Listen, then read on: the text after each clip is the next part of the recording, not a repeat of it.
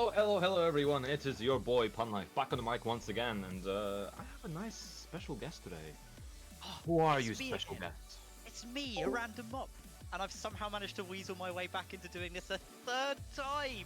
They can't get enough of me, or maybe it's not quite enough yet. We'll see what happens. How are you doing today? I mean, you're looking bright. I'm doing okay. It's been a nice day. We've had the fresh rain, so I've got that nice smell of like petrichor everywhere, and it's feeling good. How are you today? Stressed. I mean, you saw me shoveling curry into my mouth really quickly. And Not the to best eat as of, much before the stream.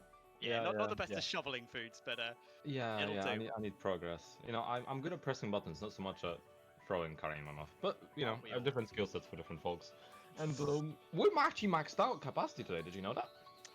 Last I saw, it was at 56, and people were like, "Come on, let's go." But I think there was a last-minute drive by some of the Irish boys, probably still pumped up after that team battle versus Team Scotland last week. Yeah. I'm thinking they want to come back. They need to make a name for themselves again. No, they did good, and so we had some Irish folk, and we had a few of the London scene sign up late. Late. Not literally late, but you know, fashionably late early. Wink, wink, Rukang, the classic. And I saw Vitolic as well, so JWeb signed up. So as you said, the Irish lads. But it's nice. It's been a nice amount of people. The level of the competition is terrifying. I hate all of you for giving me this hard a seeding job. It was actually really challenging to do seeding in a way that's fair to everyone, but because we have 64 people, there's no buys anyway. So it should hopefully be relatively okay. Please do not flame if it's bad. No, it should be relatively okay. I did notice that we're missing a couple of people from the Lockdown League. A lot of the top contenders for that don't think they've signed up for today. Yeah, so there shouldn't be any. Doesn't look like there's going to be any killers just blasting their way through winners. So it's really up for anyone. At this point. There's definitely room for really to, you know, pull out, win out the back. Because my monitor is extremely bright. I have now become a lot whiter than I normally am, and that's already an achievement. But as I was saying, there's a lot of killers. I think even like in the top 15, there's so many strong people. So just looking at the top of my head, Edddyy, Tibetano, JWeb, Phantom, Schrodingre, Gunni, I see Sing, I see RIZE Lisa, I see Shirdel, or Samantha, you know, whatever name you want to use. Tezeron, Wukang, Vitolic, RsKyLuck, I see Pika, I see King Seamus, Deathfather, Arsene Benga, Nidaime, Donjäger, Bolt. So it's been pretty crazy. Also, for a few DQs, if you mons are going to sign up for a tournament, turn up. Especially if it's a limited amount of people, you know? It takes no effort to check in, like, come on now. 6, 7, 8, 9. It's a, you know, just fun. If you're gonna sign up and turn up, and anyway. Thing is, even with 64 players, 9 people drop out, still a healthy number. You got 55 players left over. Yeah, it's not bad. Exactly. Considering, like, I think ELF now has been consistently hitting those numbers for online tournaments, which is really, really good. Yeah, it's the second time we maxed out actually as well.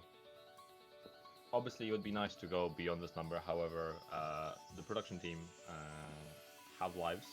I know it's surprising to some people, but we do, and obviously we cannot strain the stuff anymore. It'd be difficult to demand anything more from people that, you know, volunteer with free time to do this stuff.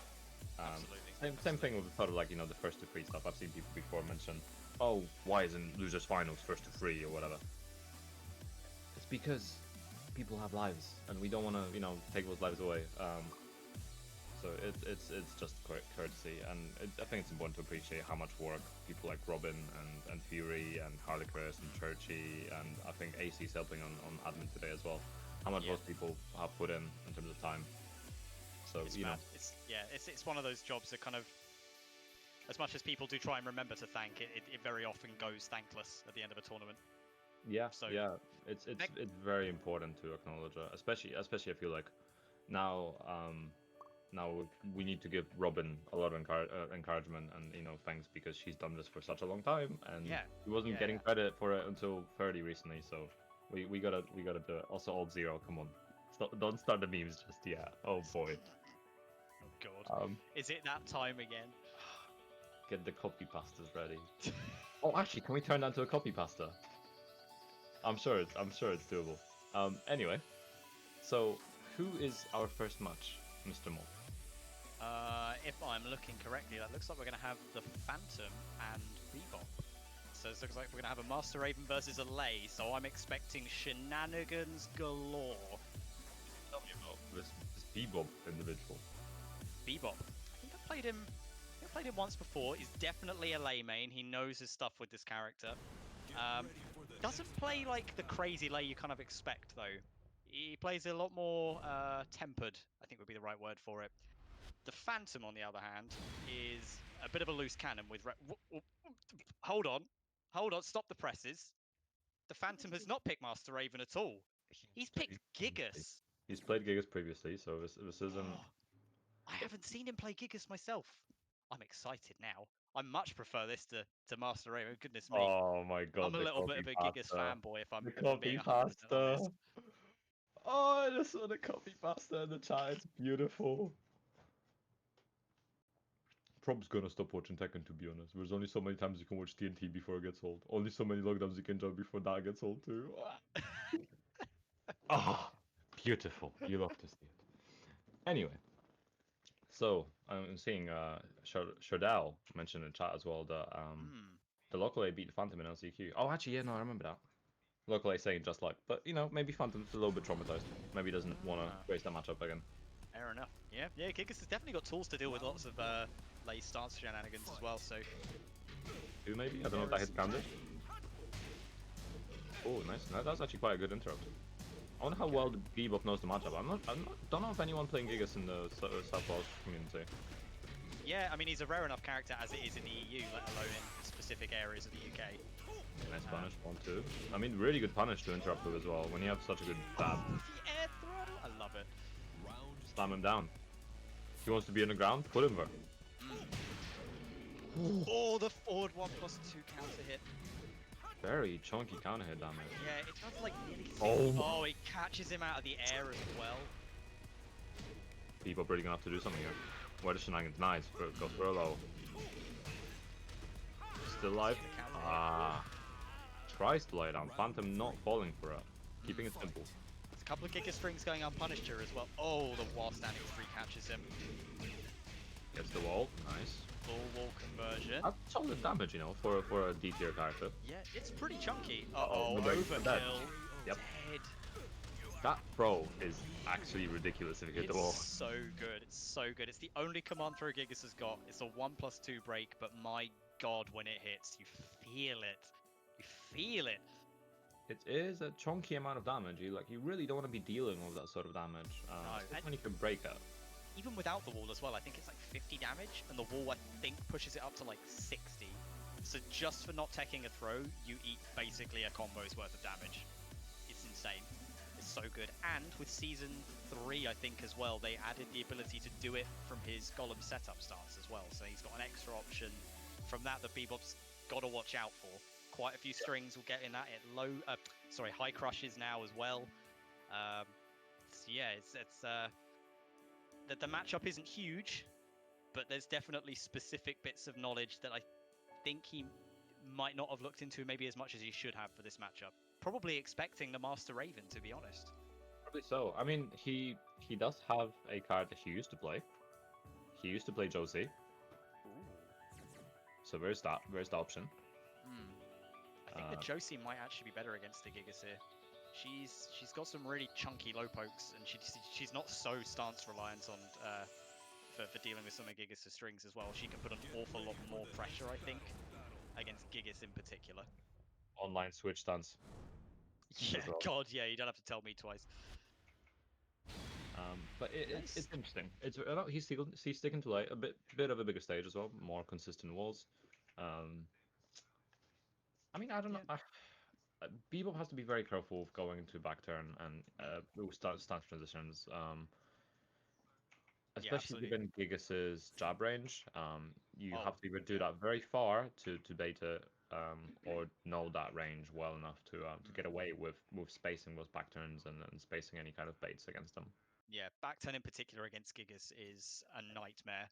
I think his back turn combo does something like 90 to 100 damage if it connects, and it's off of his forward too, so the range is immense.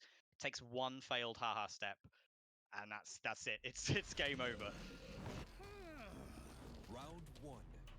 Let's see how people handle this one. I mean, it was a bit of a beatdown in the last one. However, maybe he'll learn from it, keeping fairly calm here actually.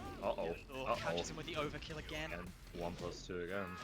Oh, there we go. That was a really good keep up from Bebop. Oh, dropping the combo. I wonder if that's a Giga specific thing, or maybe that was just a uncharacteristic drop. Doesn't confirm. Nice. Using the grounded in a lot better way. Nice. Nice stuff as well. Starting to feel himself a little bit more with those stance transitions now. He's gonna be really careful with the grounded. Nice. Small punish, but it's good. That's it. This is what you. Ooh. I was gonna say this is what you want to see, because Gigas can't break out of pressure all that well. He's got basically no movement to the back and no movement to the sides. Which is very often critical against dealing with late strings. That's a high crashing move that now the throw still went through. Oh yeah. Big arms, you see. Big arms, yeah. Chunky boy. Nice. Ooh, no respect on the Razor Rush cancel there. No punish. No punish. Confirm with the while standing 2-3. Breaks the overkill. There we go. That's what we want to start seeing, but maybe not the down 2 to follow up. Oh, what an option to deal with the grounded. He knew he's gonna go into play dead and just elbows him. Yeah, the up forward one elbow is really quite good. I forgot it existed, honestly. Yeah. Much like RsKyLuck. Unfortunately, too close to the truth. Nice break. Overkill, breaking again. There we go. He's getting much more consistent with it now. Nice, good option, good punish. Drunken. Good option from Phantom. The down back 2 to deal with it. Very nice. Yep. No punish from Bebop, but like false things, he has punish. Nice. It's the launch. I think he can kill from it. Oh, no, maybe not. he already got the tailspin. Uh-oh. I think he could have gotten more from it though. Rage available on both sides. Drive mix up. Oh no, not so. 2 and pays for it. Phantom trying to get the meaty, so desperate. Yeah, it's the one move of Gigas that really looks like it should hit grounded, and it doesn't. Then Bebop breaking. Oh, down no 2, no punish again. Not confirming again. Oh, no break. Double jab poke. Okay, not as much damage as good. Oh boy. He's getting some mileage off of these down 2s. The ones that hit, he's making bank, and the ones that don't, he's not getting punished. Oh, and the down 3-2 to finish it off. And the key charge. Oh wait, no. I've never seen Phantom key charge before. I know, right? The interesting thing was actually as well, Bebop did actually block the low. He just tried to punish it. Yeah. You have to block the whole string, or low parry. It's unfortunate. It's a good reaction, but unfortunate. We did see adaptation though. That's definitely an important thing. He obviously got 3-0 in the first game, I think, and then he actually brought that to final round in the second game. Yeah, you could tell he was picking little bits up, and even though the matchup knowledge maybe wasn't there, you could tell he was like testing things out, like against the blocked down 2s every so often. You know, testing which punishes work. But unfortunately, it's too little, too late for ye old Bebop. Yeah, but he definitely tried to adapt, and now we have an interesting matchup coming up. Indeed. So, have you heard of Bonusjin by any chance? I haven't heard of Bonusjin. I have heard of Vitolic, however. So, what can you tell me about? So you tell me about Vitolic, and I'll tell you about Bonusjin. So Vitolic is Ireland's resident Katarina/Claudio main. This boy travels. I can't actually remember if he sponsors anymore. I don't think he is, but that's not an indication of his ability at all. This guy slaps, and he slaps hard. That's so hard, the wrist is broken. Yeah, And I believe he's also credited with the invention of the single hop kick snake edge tech, the old Veto special, which I am very excited to see put into action in this particular matchup. Yeah, and Bonusjin is a digitally sponsored player. You don't see him around too much. You mainly see him on offline. I haven't seen him in many online events. He's a former Nina main, now picking up Zafina, I believe. Quite solid, quite button heavy, very aggressive in his playstyle. I mean, as most Ninas are. But very interesting. Given that Vitolic knew that he's probably going to play Zafina because, you know, it suggests the highest rank, I'm surprised he didn't pick Claudio. What Claudio is makes you say actually that? Because you're a really Claudio man. Claudio's really good into evasive characters. Xiaoyu, Zafina, he deals with some of the Huarang stuff as well. Not much of an evasive character, but even with Lei, like you actually got decent options to deal with play dead. You Yeah, can down yeah. free, you can back free, to deal with some of the stuff. You can down back free, which is long range. So Yeah. I feel like it would be a much better character into it. Yeah, I have a feeling it's going to be a confidence thing in this matchup because he's said in the past that his Claudio, he's still not like 100% on him. See, But the did you see that? The hop kick went over. Claudio hop kick would never do that. That's what I mean. It's a little bit of a shaky start. Nice. Oh well. Big Reaper. Wondering if that's what it's going to take. If she's going to crush Damage as well. maybe That's like 60%. Oh boy. Very chunky damage. Okay. Uh-oh. Nice. Catching him with the low. Bounces back pretty strongly there. He's got to be very careful around the tracking. Obviously, Katarina's tracking isn't the greatest, and Zafina's got some really good movement, but doesn't matter. Gets the hop kick with them. Lands the hop kick anyway. Again, solo damage. Very good patience. Doesn't get it because of the ballerina pin, but wall splats anyway. And maybe I was wrong. Maybe for him this matchup is perfectly fine. Yeah, I think his confidence with Katarina is so much greater than it is with Claudio that I think that sometimes he gets a little bit shaken, but once he gets into his element, that's it. He's not stirred anymore. A little bit low in health now. Nice approach from Bonusjin here. Very good interrupt from Vito. So he's just got to stay really patient now. Actually, both of them are interesting. The range 8 crouch. Nice. Wow, finishes the string. Rage available. Well, I mean, if you just rage it. Oh, that's a bit yikes. Yeah, that's a bit much. I'm wondering what it is he was trying to read there, because I don't think there was any I movement think on Zafina's side. Bonusjin moved ever so slightly, but it was just moving back as opposed to actual attack. Oh, the ulti. reset. Beautiful. You gotta be so aware of those things. No duck either. Oh, trying to catch just how Zafina spacing here. Very good connection. You can see that Vitolic's just trying to get in that pressure again, but there's still that little bit of fear and apprehension that, oh, what if Zafina just crushes everything I'm about to do? Which is completely possible with that character. Oh yeah, for sure. But I think Vitolic's one of those players that he's quite used to playing a bit more rushdowny on Katarina, which is fair enough. She's a character that can do it quite well. But against a character like Zafina, it's not gonna slide. Yeah, oh, hey. They're gonna slide. But it's very interesting, obviously, because I mentioned that Bonusjin is generally quite aggressive on Nina, so to see him play Zafina in a much more collected and compact way is very interesting to see. Yeah, Obviously, it's been a while since the last song play. I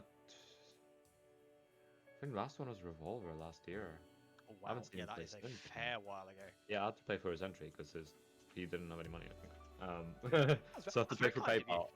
No, well, he paid me money back afterwards, but he's a nice guy. And he's got some quality stuff going on as well. But it's interesting how much his playstyle differs in Zafina, because Zafina can actually play in that sort of aggressive way as well, using the stances and the pressure from the stances to constantly deal a lot of damage. But he's keeping it compact. Yeah. Well, they said there's two different ways of picking your sub character in this game. The first is that they have the same playstyle as your main, but they counter different characters, obviously. The second is that they play completely the opposite of your main, so that they can cover kind of the other half of the cast that your main maybe aren't able to deal with. I'm wondering if that's why he's picked Zafina here and plays her more patiently than he would normally with his Nina.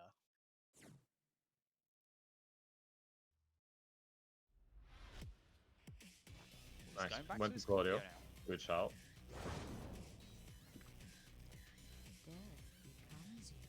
Round 1. Fight. There we go. Vitolic being very aggressive at the start again.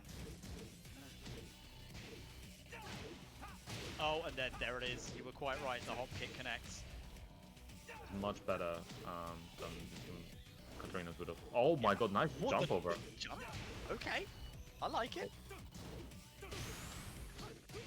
Very good counter hit from Bonusjin. Cannot finish it just yet. Just trying not to give her any breathing room, but He's got to be careful with forward freeze versus Athena. It is a high move. wow. It was a high hitting mid before, and so now it's a high hitting high. So he's got to be very careful with that. Should be able to break the wall here. Oh no, just shy of it actually. That's fine. Still gets plenty of guaranteed damage anyway. And now he decided to switch it up. I mean, that was such a fast round from Bonusjin. No, So no, it needs to actually make a confirming big that. change here. No, cannot punish that. Safe, right? I'm pretty sure it's safe. I think it's But so minus slow. 10. Is it? Oh yeah, so Yep. you don't know here.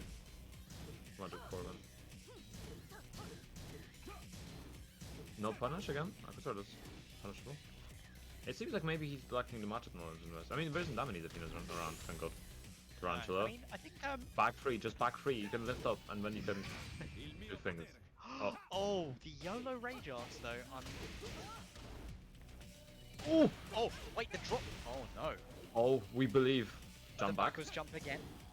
He's expecting those Oh, lows. no punish from Bonusjin. He could have killed. Oh, the hop kick lifting Wow. off. There we Is go, this Sky Flash hesitation? Nova. Is this hesitation on Bonusjin's part? Oh my god, goodness. oh my god. He's actually going through with it now. He's got to stay patient. No! Oh. He's coming from behind! Oh! What? I can't believe that Running- worked. How did running that through get so hitboxes. high? No, so Running 2 has a stupid hitbox. Even if you... Someone tried to toe kick me once, and I managed to get him with Running 2. Like, it hits stupidly low for some reason. That's mad. Can we just talk?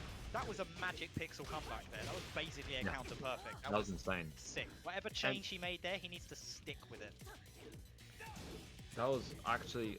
it was completely crazy as well, because he wasn't actually getting things perfect on. Bonusjin just was not responding, and he's, he's trying to stop that now. Yeah. Uh-oh. Uh-oh. Nice That conversion. might be it. That should be it. Oh man, that's a shame. But that comeback from Vitolic was That pretty was crazy. kind of mad. All of that off of one combo drop at a wall, and everything just cascaded out of control. But luckily, Bonusjin brought it back in that last round. Yeah, he tried to. So when he hit the rollover, Bonusjin could have punished right there on block. It's Oh. minus 10. Oh, That wow. would have killed. That just literally just one jab would have killed, but he didn't. In season 1, fun trivia.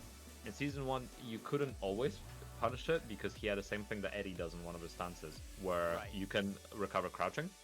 Oh, I So see. when okay. someone tried to punish it, you just hop kick. Fair enough. But nowadays you can punish it. You have to recover. You have to recover stunning from it. That's fair Shame enough. they Could you removed that. Could you not just dick jab before, or was it? I mean, slightly you out of might. range? You could actually, you could dig jab to deal with that before, but that was the only punishment we got. That's fair. Whereas nowadays you can get standing 10-point punish. Yeah. Which is decent, and it would have been enough to kill, but. And Yeah, the just thing is, he used it again, which it's quite a risky move. It's quite it's interesting to see him use it because it's not a commonly used move. But he tried to make it work, and he actually managed to get the round back from it, which is hats up to him. Yeah, that's fair enough. I mean, sometimes that's all it takes in one round, isn't it? Like, you drop one thing and then you hesitate, and then you hesitate some more, and everything just kind of spirals out of control, and you kind of just, as much as you know you want to take the round and you can take the round, sometimes it's better just to let yourself cool off, let him take the exactly. round, and then focus on the next one. And that seems to be what he did, and it worked out for him. Yeah, and actually, I want to tell you about something. Oh. There's this new scheme we have. and it allows us to defy the world economy and uphold the new world order. It's called Maturino. So the way this works, it's crazy thing. It's the craziest thing I've ever seen. You input code TNTPC33, and that adds money to this pot for this tournament. Money that we just magic out of the air. It's crazy. You know how alchemy you ban That's insane. call to gold and stuff. It's banned. It's a forbidden technique. But somehow we managed to revive this kind of thing. And through Maturino, we're able to make money purely for the players. All the proceeds go to the players, and it's absolutely crazy. Well, that's so kind guys, of neat. so guys, and Mo, go to Maturino. There'll be a link in the chat in a second. There you go. Where's the link? And enter code TNTPC33 to give 50 cents to the pot. You can also complete some of the like little Twitter follows and retweets and stuff like that. That puts more money in the pot. You can get yourself some merch, which also gets you merch, and it puts money in the pot. Revolutionary ideas, absolutely crazy. It's mad. Mad. It I've is, seen some of isn't the it? merch as well. The t-shirts are pretty sick, I'm not gonna lie. Yeah, and so guys, go do that. As we're loading into the next game, you have enough time to do it. Doesn't take too long. And the best bit is as well, I think the sponsor quests that you do, the ones that ask you to retweet stuff, you don't even have to keep the stuff retweeted. If it's Yeah. not actually something you support for whatever reason, you can just be like, cool, retweet, add the money to the pot, and then just casually resend the retweet. Easy Yeah, peasy. exactly. Yeah, and we are going into the next game between Lisa and Gunni. So this is the French team kill. Ooh. Well, French kill, I guess. Not team, The rather old than team kill. King and Ling. And Gunni yet again using another card that we haven't seen him use before. Gunni very confirmed. He's used so many characters in those events. Honestly, it's quite impressive. But it's great to see. I mean, he used Gigas. He used obviously his drag. I feel like I think he's Paul before as well. Now he's using King, so it's just cool to see so many characters. Yeah, I'm wondering if that's maybe he's just trying out different ones now, or maybe he knows something about King versus Ling. Uh-oh. I've heard mixed reviews of that matchup. That's fair. It's the triple arm lock. I was so hoping for RDC there, but Oh my god, flies over. Good position switch though. Nice oh, counter hit. catches him with the forward one. Such a good move. Good space. Oh, the counter hit shot trading. Just want to let Ling escape the wall, but she's like, nah, I'm going to get away from here. In fact, I'm going to take you to the other wall. Oh, Rage not quite. available. Oh, rolls past. Oh my god, that could have been dangerous. Did we expect anything else from a Ling to start Not at doing all, crazy, just roll everywhere, dodge everything? Doesn't matter that round though. Lisa has a quite a impressive playstyle, even for a Link player with the amount of shenanigans she can pull off. Oh, flags. Strengths. Oh my god, this pressure. Nice counter hit shot. Good Beautiful. confirm. Solid damage Side of that as well. Good interrupt. Rage potentially available. Oh, he's just threatening the Cali rolls. The hot knee catches her out of it. Fantastic option. Fantastic option to deal with it, honestly. Probably the best option you could have done there. Good spacing. With the dagger stuff as well. There we go. Nice. They're just not letting up on each other. Dude. Sidestep is actually such a good move. Comes out pretty It's fast. Comes out actually sidestep. It's the bane of my existence, that move as a Leo player, to be honest. It counters so much stuff so easily. Yeah. Back 1-4, I'm guessing. Yep. Oh, lots of pressure from Lisa here. Jumps in. Nice. Gets the wall, but doesn't get the combo. It's so unfortunate. No. But he's putting the trade. fear into him, though. No duck. Oh, that's I think he's dead. dead. That's dead. There's no way. Even with attack. Oof. Even with attack, it's rage damage, so. Whew. But Lisa putting up, like, that last round, she was putting up such a solid fight with the wall pressure coming out. Very unfortunate on that drop, because it could have been the end. Yeah. These things happen, though. It's the nature of Tekken. It's the nature of online. Nature of online, It's yeah. the nature of just tournament nerves. Something as Yeah. simple as just like the instant of hesitation, and then that's it. That's the round gone. But It'd be like that, yeah. It's the nature of a free-frame rollback Tekken. You were saying earlier apparently the matchup for King apparently is not great in there, but you wouldn't have guessed it from that. That looked fairly even. Yeah, I feel like a lot of the sort of, I think what we can notice from Gunni's playstyle with a lot of characters is he's not even doing a lot of the character specific stuff. He knows what moves are good on the character. He knows what options he has that are fairly general that can deal with, let's say, Calibur, etc. Yeah. And he uses them. A lot of his stuff isn't super specific, like the shove is, but he's just spacing really well. He's spacing his moves out. He's dealing well with pressure. He's not pressing buttons where he shouldn't. So I think it's just overall a very smart way to play Tekken. I think he just has the awareness of how he should be spacing in the game, where he should be, when he should sidestep, when he can pressure, when he should be pressing buttons. You know, just really good awareness, honestly. That's particularly against Ling as well. Like I think that particular matchup rewards having better fundamentals than most, because she's going to be all over the place, you know, doing all sorts, dodging left, right, and center.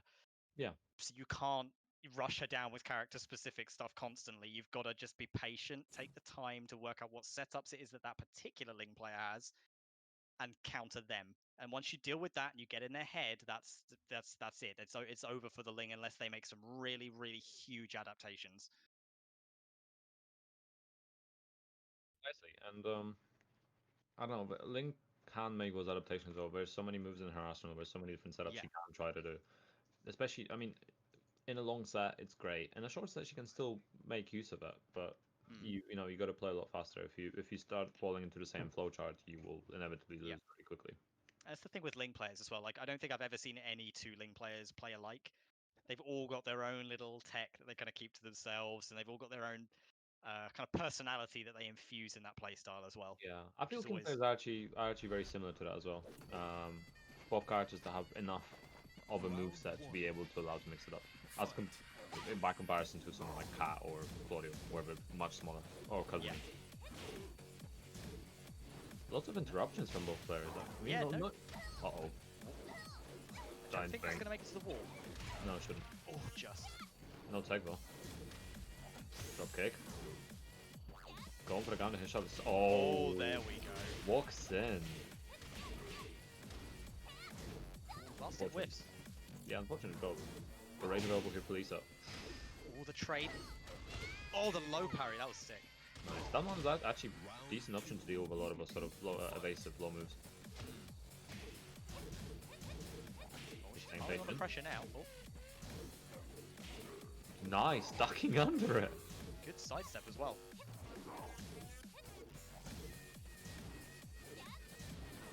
Oh, good block, excellent punish. Didn't get a wall though, very unfortunate for winning him. This back one is doing quite a lot of work for her right now. Just constant little interruptions to hot me again. You're so aware of it. I mean, these two must have played so many times at this point. Both high quality French players, so you inevitably run into one another. Oh yeah. Be online or offline.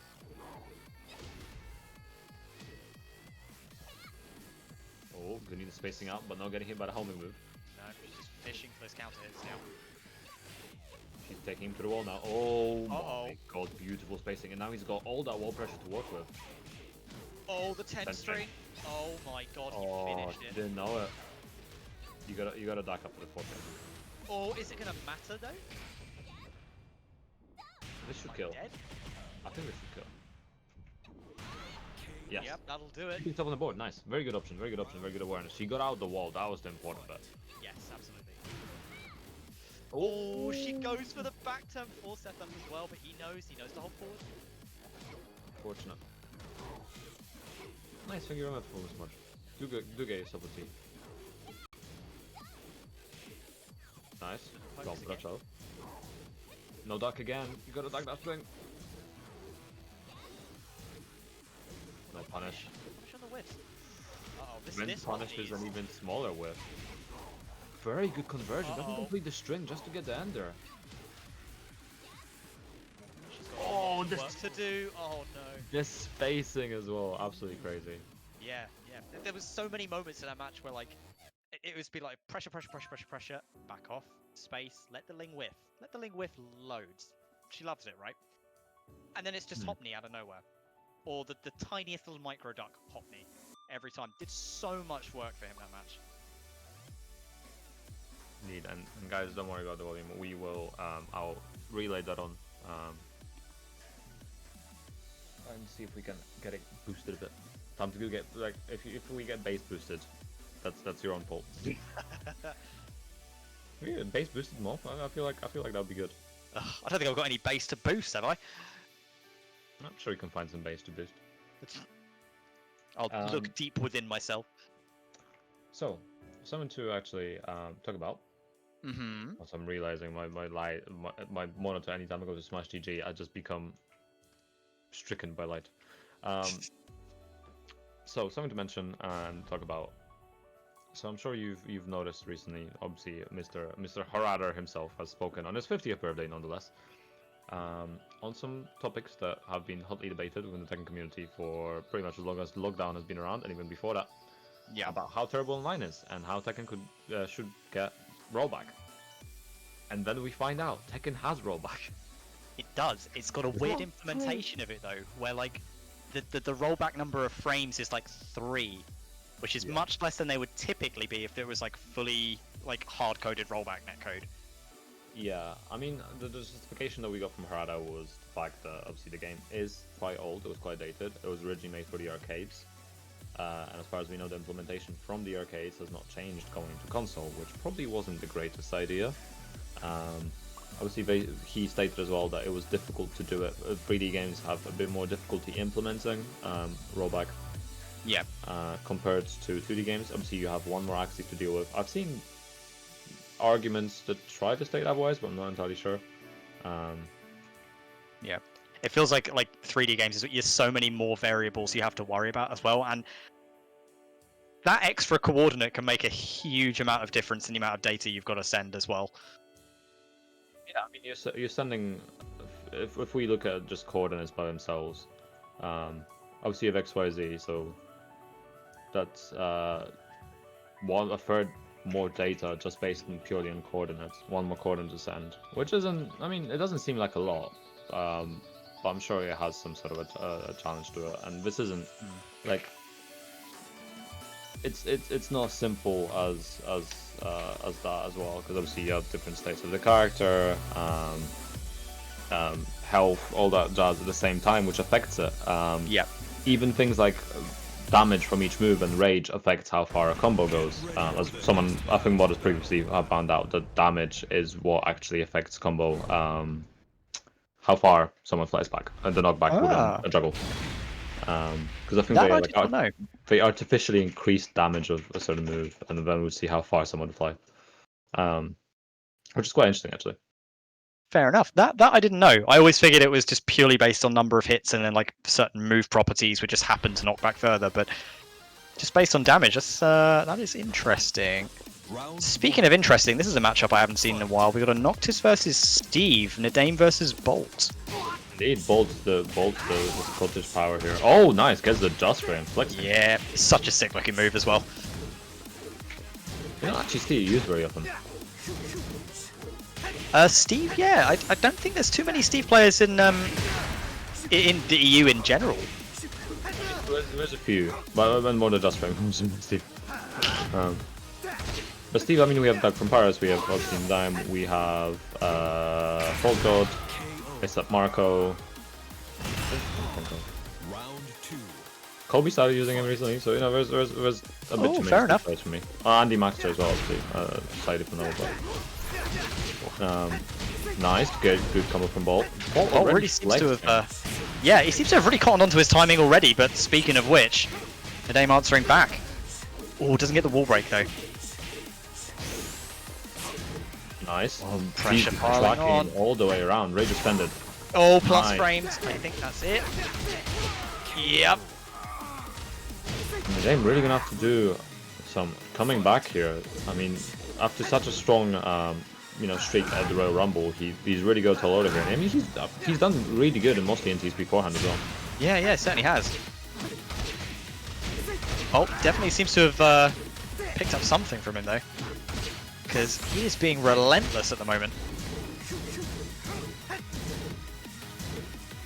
I want to see the parry. Let's see the Noctis parry. Uh-oh. That's not it. Dealing with the wall there really well. All spring kicks and the down 2 to finish it off. Damn, that was a quick first match. Yeah, Bolt has really like pumped the damage there. Very good awareness. Dealt with the balcony break very well. Got a lot out of it. Just spacing really well again. But then also putting the pressure well. But he's got to be careful. I feel like you don't want to underestimate Nidaime.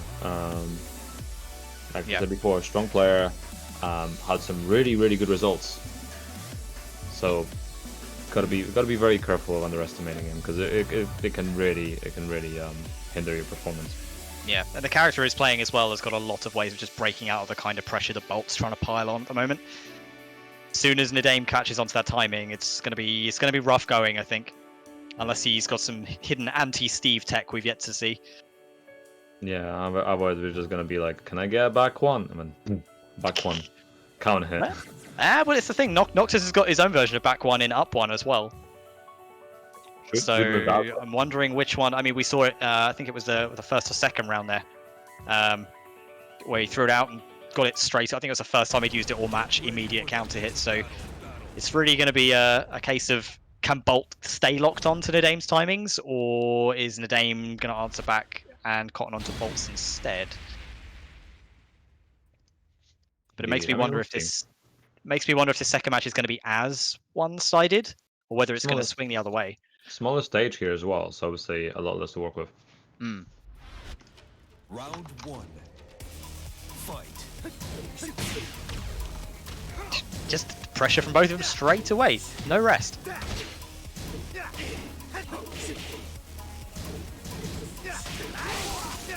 Oh, gets it with the back 2 just frame again.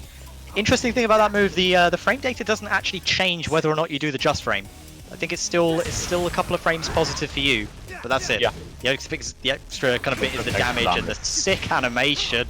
Speaking of which, doesn't get into the wall, but that's a big chunk of damage.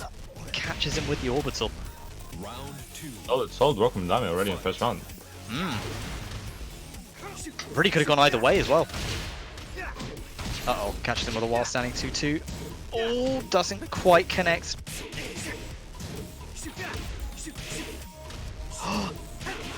Goes for the pickup, but doesn't quite commit. Uh-oh. Good counter hit. Back 1. Oh! Starts to go for the reset, okay. Spring kicks is, uh-oh, down back 1 plus 2. Rage drive. Bane of people.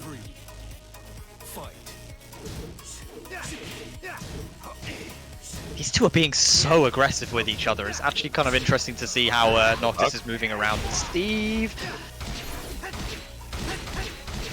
That's got to be the wall. Yep. Big damage.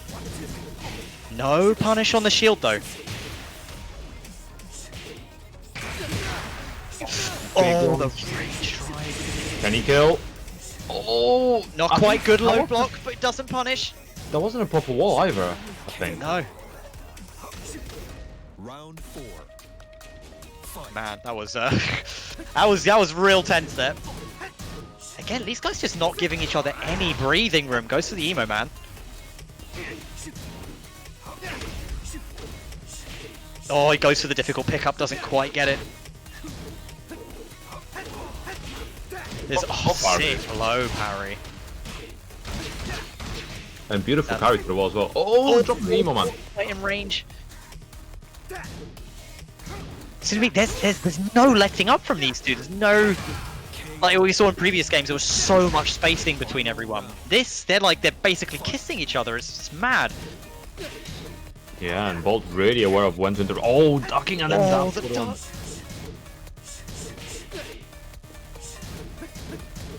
Testing his knowledge of Steve strings here.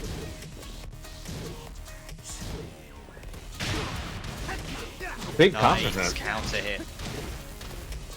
You see what he was doing as well? He's throwing out forward for 1 plus 2, and he's waiting. He's waiting to see whether or not he can get the parry set up afterwards, but Nidaime's not biting. Punish. Just pressure again. Back to the wall. This is not where you want to be. Another low parry. He's so on point with these. Not enough to kill. Oh. Oh, the double rage drive, but the Steve's just that little bit faster. 14 frames, I think, comes down. Mm. So far, quite fast rage drive, so very good option to use in that situation. And damn, Nidaime. Yeah, I think Nidaime was getting fed up with the Bolt's use of the rage drive at the end of each round there. It's good, it gets him some plus frames with the wall, but he was like, no, I know mine is faster. And it certainly was. Yeah, no, very good option to use him. And I mean, he's actually been making a really good comeback here. Yeah, definitely nowhere near as one-sided as that first game. You could tell, like, there was kind of an attempt at catching on to timings and spacing in the first game. That game, there was none of it. It was just non-stop aggression from both sides, but not mindless. It wasn't like they were just throwing buttons out. You could tell there was still that back and forth going on. But it's as someone who normally struggles against Steve quite a lot, it's really interesting to see how he's moving around him in such like close proximity as well, especially as Noxus, where that's not typically where Noxus is strongest. Yeah, I was just pardon me, I was just setting the mood lights in the back. Get ready for the next Philips Hue, recommended.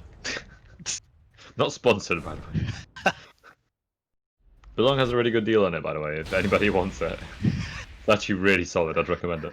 He's a shill, get him! Hey, I'm not even chilling, like, I bought it as a, it's like, you know what, let me just get some RGB light, lamp thing so I can modify it for my phone when I'm in bed so I don't have to press the light switch. Best decision I ever made. It's great. Ooh, opting for an open stage this time. Yeah, a lot more space to work with, and obviously not as much wall pressure for our character.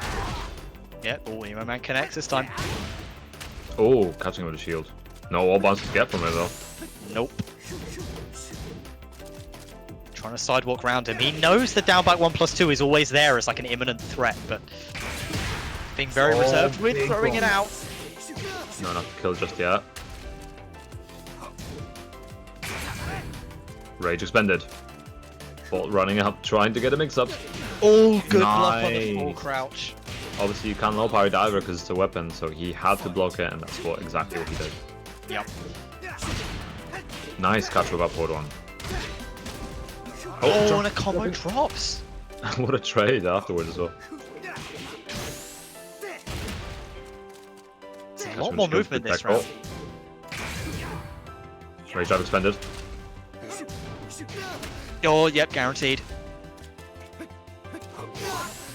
Nice! Good conversion as well, but should be enough. Oh, not quite. Rage drive, there it is. Alive. Just little pokes, good block. Oh my god, and I might have crushed him right, but oh boy, I'm sorry.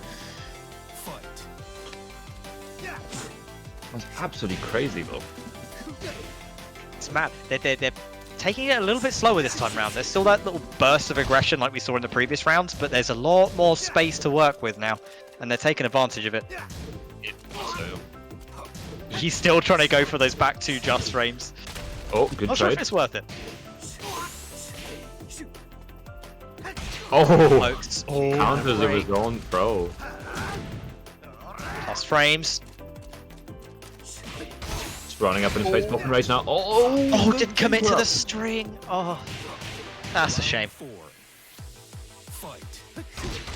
One round away for Nidaime over here, but Bolt's putting up so much pressure on him. Oh, good block again on the lows. He's getting the timing down on the Dame's lows quite nicely.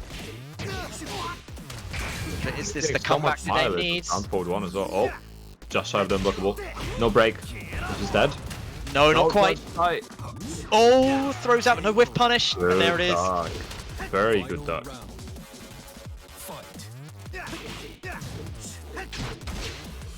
Nice punish. Oh, getting finishes the and string. follow up. And Oki. Oh my, and more Oh, Oki. the damage. Oh, wow. This man has just Yeah, opened a box of Oki and it was just not ending anytime soon. God, there was just a point there where he was like, wait, I'm going to go ham. And he did. And everything just worked. Yeah, no, it generally worked in his favor. Like that last round, it was Oki to Oki to Oki. In Cherokee, I mean, he was dead. Oh, yeah, that final round pressure, maybe getting to Nidaime a little bit there, but definitely not a one-sided match. Definitely not a one-sided match, despite what the first game would have had us believe. That something definitely changed in that second game. And you can see there were like 3 different almost play styles going on between them as well. We had the first game, it was non-stop aggression from one side. The second game, it was non-stop aggression from both. And the third game, both of them played a lot more patient. And I'm wondering if that's because the lack of walls meant that they knew they both had the space to work with. They knew they could slow it down a bit. And there were quite a lot of counter hits in the previous game as well from back one and Noctis's up one. So I'm wondering if they were both just like, okay, this is the threat I need to deal with here, so I just need to take this way slower. Perhaps so. I mean, it's hard to tell what was going on inside her head, but there was a lot of definitely a lot of adaptation from Nidaime and playing a lot slower, especially in the internet stage, as you mentioned. They had a lot more space to maneuver with, and they used that space very effectively. They certainly did. Right, who have we got up next? I think what we have up next is Maturino. Guys, go to Maturino. TNT PC 33 is your code for today.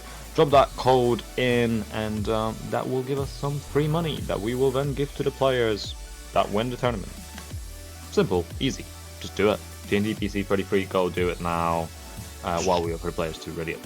You heard the man. And he's a nice young man. Why wouldn't you do what he says? Let's go to Maturino. Little code, easy peasy, free money.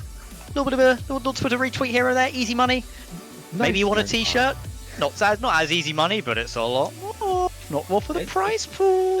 It's not too expensive either. It's actually decently affordable, if I do say so myself. And with some announcements later on, there's a tournament to announce, so do stay tuned, guys. Yeah, I can't spoil too much, but you know, it's coming. I'm sure you know what I'm talking about. Exciting stuff. I know what you're talking about. But these fine people at home don't know what you're talking about. But they soon will. All you have to do is stay tuned and maybe clock into Maturino. Maybe put in a little code here or there. Little code here or there. Little sponsor quest. We're just waiting for the other players to add Robin. Please, if you are due to be on stream, or if you're still in the bracket, do add Robin in advance. Do it. Otherwise, I will be very angry, and I will show my displeasure on stream. You will be named and shamed. This is your final warning. Angry pun life. You hate to see it, but you love to see it. It doesn't happen very often, honestly. I don't remember last time where I was properly angry. But yeah. I'll say no more. Honestly, angry mob actually.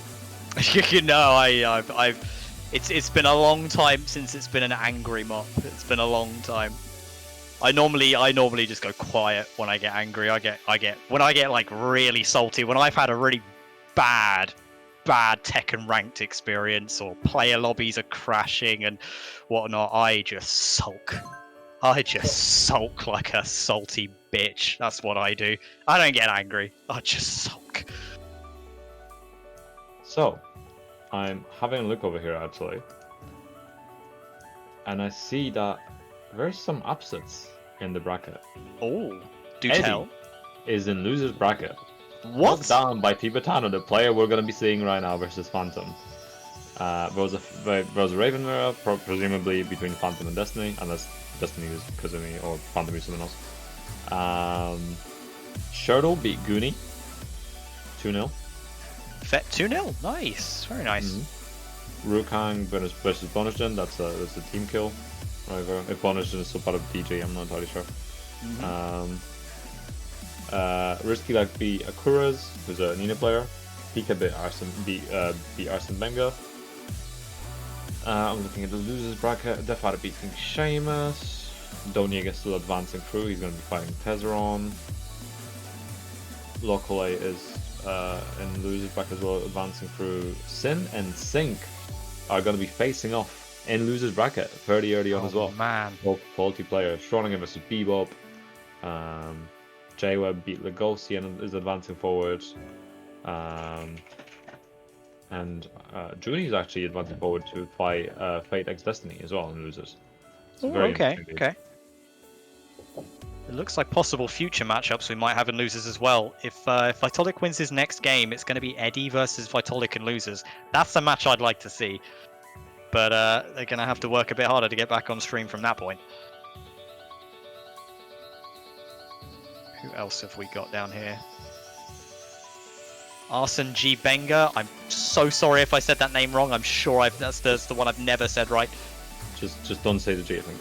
Just say the G. Arson Benga Yeah. is going to be playing whoever wins out of Sink and Sin. That should be an interesting one. Bebop working his way back up through as well, but he's got a hell of a climb to go. And will eventually have to face off against Gunni if he makes it that far. And then one of the Irish lads as well, working his way up from losers, Jay Webb. Something to actually, you know what? We can probably announce the other tournament now, considering we have some downtime, so we can give it the time it needs. So, would you like to announce it, or should I? I will let you announce it, and I'll follow up. Okay. Well, so there is a tournament coming up. I believe on the 28th, if I'm correct, of this month. It is not an elf tournament. It is run by one of our admins, Mrs. Fastlegs herself. Obviously, you know her as your beloved admin. Is a tournament to celebrate the Pride Parade that would be taking happening in London. Obviously, lockdown has prevented that, unfortunately. And because Fury is passionate and is a member of the LGBT community, she wanted to put something forward to help people represent that community within Tekken itself. And so it'll be Pride themed. I'm doing some overlays and such for it. I'll be in production for it.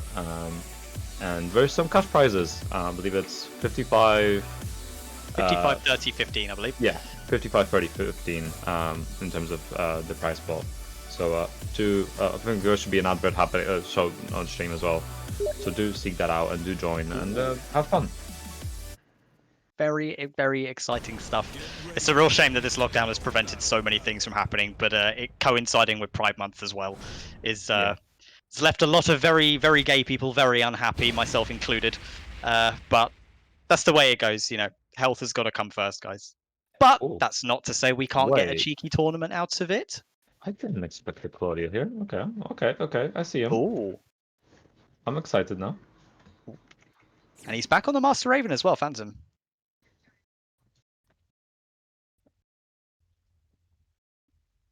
The question I have is this Tibby Wonder fella.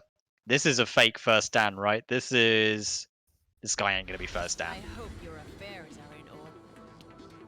Round one. Oh, and he's going for flowery Claudio as well. Never seen that. Nowhere to use that, honestly. It's always either Levedaddy or the one I use. They're both good choices. They're both good choices. Yeah. Oh, doesn't commit to the entire string. Oh, nice. Good mix up from Phantom here. Solid combo. Goes for the Oki. We're both Italian players, I believe, so there could be some familiarity. Nice. Oh, doesn't quite connect. Do back free if you do that into the wall. Ah, I Controller see. doesn't reach. It's no proper splat from far away. Oh, he didn't actually commit to anything though. Oh wow, this is. You see what I mean about the Phantom's movement on Raven? It's kind of crazy. He will flip all over the place. Yeah, I think Claudio's jabs are actually Good sidestep. an option. Fuck's sake. Nice, that's the 4. Good Nice, trying to pressure 2-1. Nice. Uh-oh. Interesting. I'll keep whiffing another hop kick. He's going for these hop kicks. You gotta love Hop it. kick has really high recovery now, so you gotta be very careful whiffing it. Oh, doesn't fall for the get up either. Oh, Tibetano Spanish. Wait. Uh-oh. Can he get him to the wall here? Oh, it doesn't quite connect. That's unfortunate. Round 3. Fight. I feel like he should have had it there, but that's just very, very unfortunate spacing. Big wall damage. Doesn't catch up with the Oki, and no punish on the double kicks either. Indeed. Nice. Not Nice. occurred, keeping the pressure up.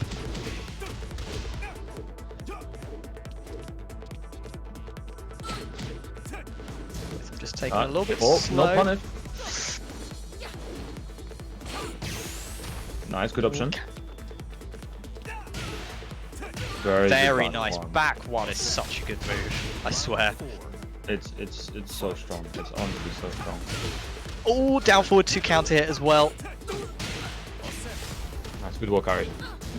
Oh, doesn't quite get the wall conversion though. It's a lot of moves being whiffed, but not a whole lot of moves being punished for it. Indeed, he's got to get away from the wall here as well. You don't want to be so close to the wall. Side wall spots, no. Nice break. Well, luckily, Phantom's given him some space to work with. Counter here. Nice, doesn't go for anything more. Oh my god, what a counter back one. Oh, quarter circle forward 2 gets him.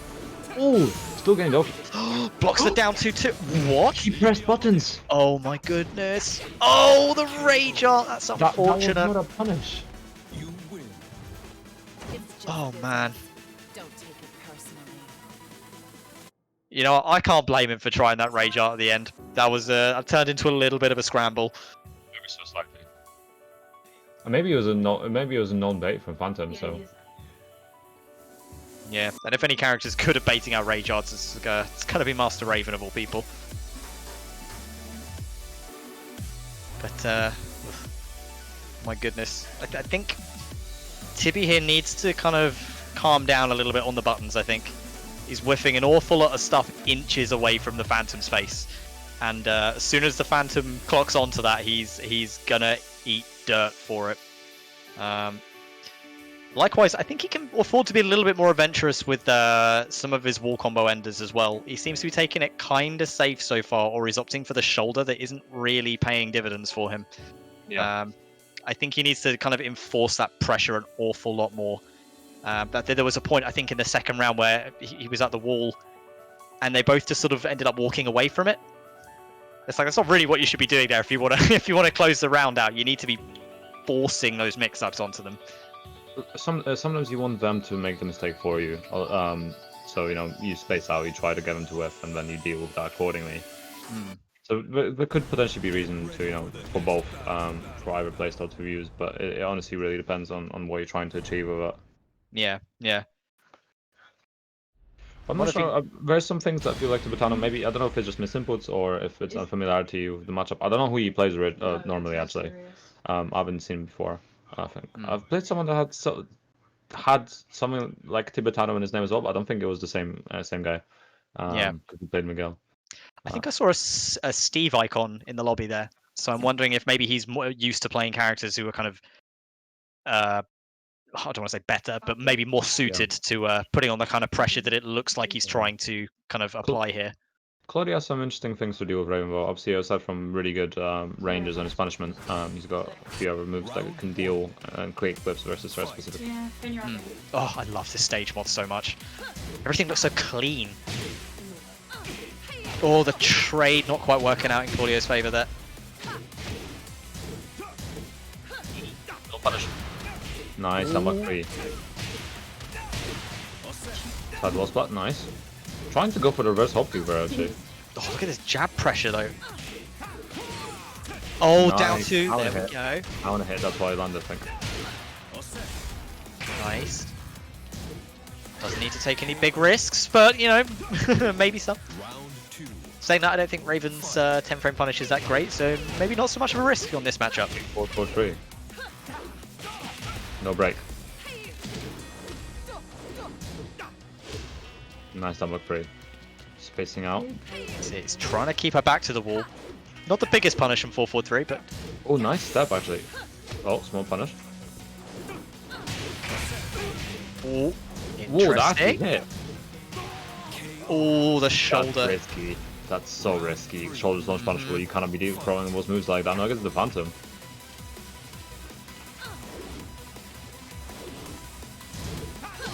Actually, can Master Raven launch it? Shoulder?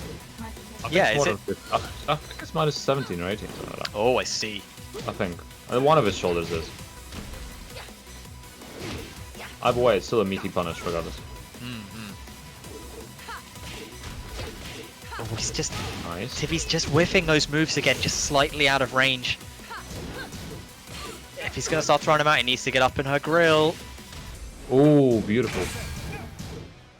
Oh, risky Pressure. Oh, again. no punish. Oh my goodness. Is he can gonna kill. get away with it? Oh no, it whiffs. Just went back free. Oh, it's fine. It's fine. He salvaged it. Okay. He did. He did. But my god, that was turning into a bit of a scramble again. 4-3. Back one again. It's paying off for him. Oh, that wall combo though. Look at the damage. That was insane. The instant while running 2 to close it out. Keep it simple. I'm keeping himself alive here as well. Oof. Felt like something changed there. In a big way. 3-0. Yeah, he's gonna be very careful. We've noticed the wall enders dropping here and there. Gotta be very careful because sometimes you can pay a big price on Claudio if you drop the wall ender, especially if you drop the shoulder. Oh yeah. So much recovery on that. But the ones he did land seemed to pay off fairly well.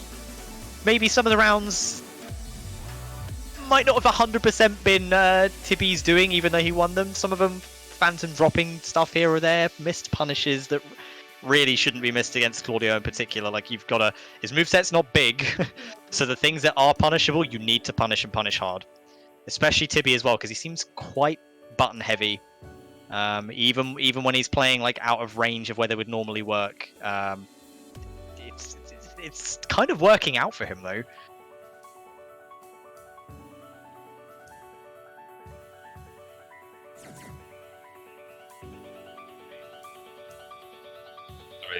Getting being distracted by Fury talking about Tekken on PS5. Oh, I see. Albani T6 and TT1 is meant to be on PS5. Oh, So, okay. Probably not going to buy a several £100 console to play 2 old games, but hey, if you want to go back and play T6 or Tekken Tag 1, guess that's the console to get. Sony, please pay me for shilling. Thanks. Sook again as well. Small stage again. I'm wondering if he deliberately chose the same stage, or whether he's just sort of letting random. I'm not sure if walls is where he wants to be against the Phantom. Like, when he lands that stuff, it helps, but I don't think that's the thing that's losing. Oh, hello. I'm gonna say stage bug. Yeah, we are redoing it. For a second, before we continue, we're not just doing one. Well, that's kind of a shame. Tekken 7's lobby system, everyone. Woo! Wouldn't it be nice in 2020 to have a game that consistently works? And you press a button and it says it's going to do one thing and it does the one thing and nothing else. Man, that'd be nice. That'd be nice, wouldn't it, Bamco?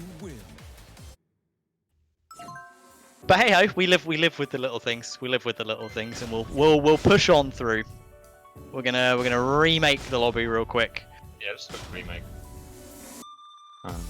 And then we'll be back on track because there's still a lot of games to cover, and I'm sure many of you in the chat have something else open on the side. Maybe like Matcherino. Yeah, well, Matcherino should be little open extra on the tab side. open. Yeah, Matcherino should be open inside, but I'm sure there's something else open on the side aside from that. I might have the same thing open on the side as well. Roger and Clack's looking pog. Anyhow, obviously, as some of you may know as well, there's T6 and TT1 coming on PS5, which is going to be interesting. Some side tournaments at some point, maybe. Although that console is going to be expensive as hell, but we'll see. If anybody wants to buy some PS5s for elves, that'll be appreciated. Some event PS5s.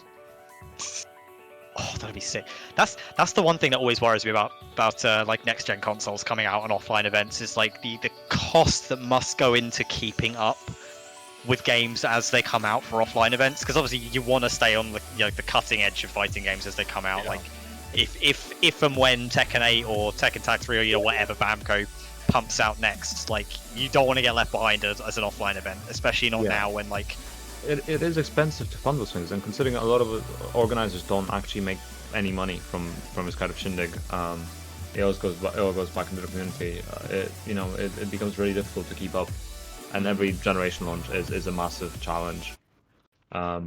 Obviously, Yeah. publishers often help by either providing consoles or providing just the games or whatever. I mean, we've worked with Namco in the past to obtain some codes from both Tekken and Soul Calibur, and they've been great help, and big thanks to them. Oh, neat. I But didn't know that. it is yeah. So if you go on any of the elf consoles are fine. We do say BN UK on some of the accounts. Yeah. Which is the Bandai Namco accounts. So big thanks to Ah, them. Couldn't do it nice. without them, honestly. So big love to the Bandai Namco UK. Yeah. Well, here's hoping they keep that up going into 2021. Hopefully so. There we go. I'm assuming this is the stage that he actually was opting for. Twilight Conflict 2. So it's a Vulcan break, a bit more space, a bit more work hard to deal with. But we'll see. I mean, Tibetano's been putting up solid fight here, and I actually got a link from Abominable earlier, just showing me some of his results previously, and he won only the best two, and that's an Italian tournament, and any Italian tournament always has quality players. Yeah, they are stacked every time. Oh no, it's 2 minutes.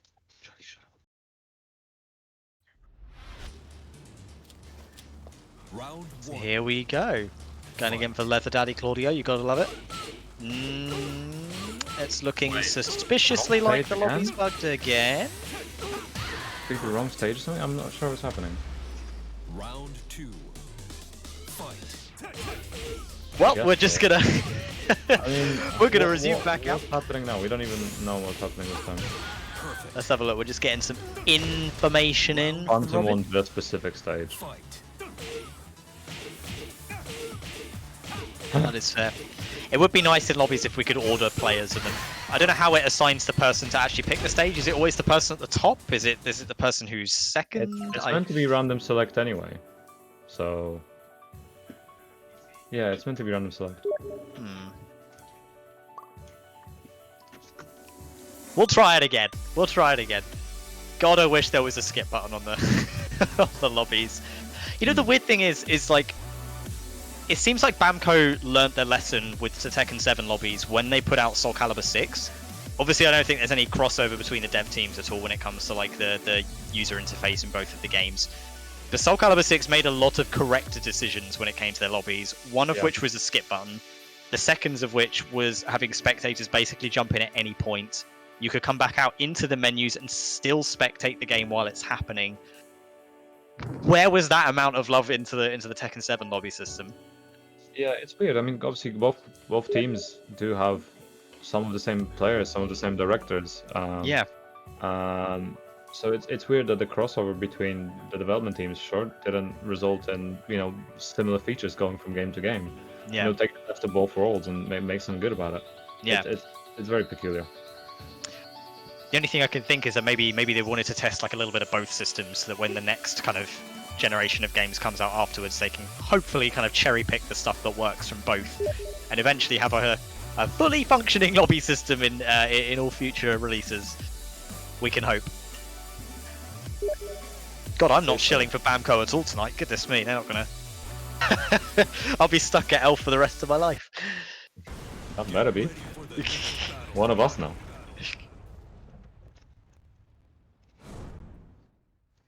Right, let's hope that this is in fact the stage that he's opting for.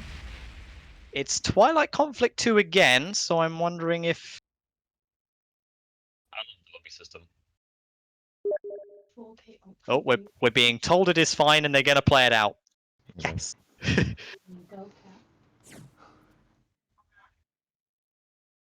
What is ray tracing?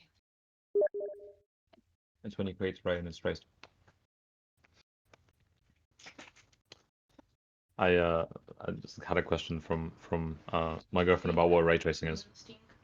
But what ray tracing is? Yeah. Do you guys know what ray tracing is? I know what ray tracing is. Do the people at home know what ray tracing is? It's when you so it's a form of rendering where normally when you simulate light and stuff like that, you do within a closed environment. With ray tracing, you actually create a whole environment and then cut it off, I believe.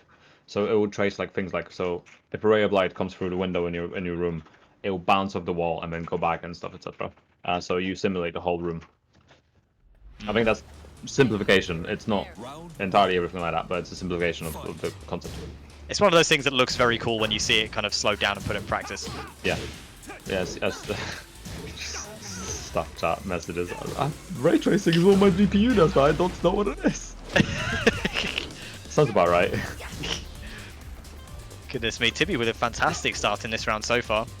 Yeah, I mean, really good for a first down, honestly. Really impressive stuff. I don't know, man. He's got an expert Steve, so I'm holding out hope. Damn, this pressure. He's piling up. Definitely recruit him here. Round 2. Fight. We noticed Phantom started whiffing stuff out of range as well this time. It's a bit of a role reversal going on. Yeah, a little bit. Nice Oki. Oh, catches him trying to stand up. Uh-oh. Oh, Oh, the parry, that's sick! Oh, and he puts him back to the wall again anyway. Nice. Phantom actually getting hit by the second hitter. Catching him. Wall really saving him. No break. No though. break. Kicks him to the wall. And the splat as well, that was weird. Fight. Doesn't commit to a punish.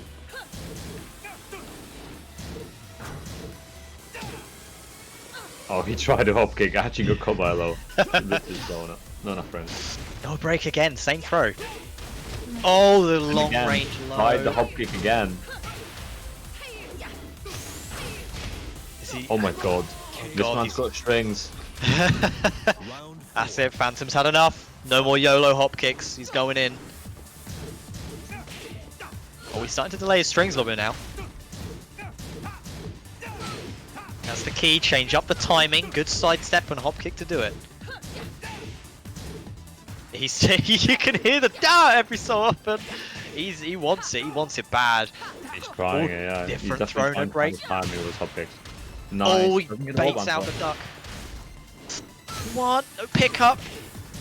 Oh, he could have confirmed and killed! Oh no. Down forward 3 is fully confirmable into 1, no matter how much it's delayed. Oh wow. There you go, both of them. I was gonna say playing patient, but Phantom going straight in. Big wall damage. It's got a lot to answer back. Oh, beautiful. Excellent Beautiful sidewalk. option. Goodness. Nice combo as well.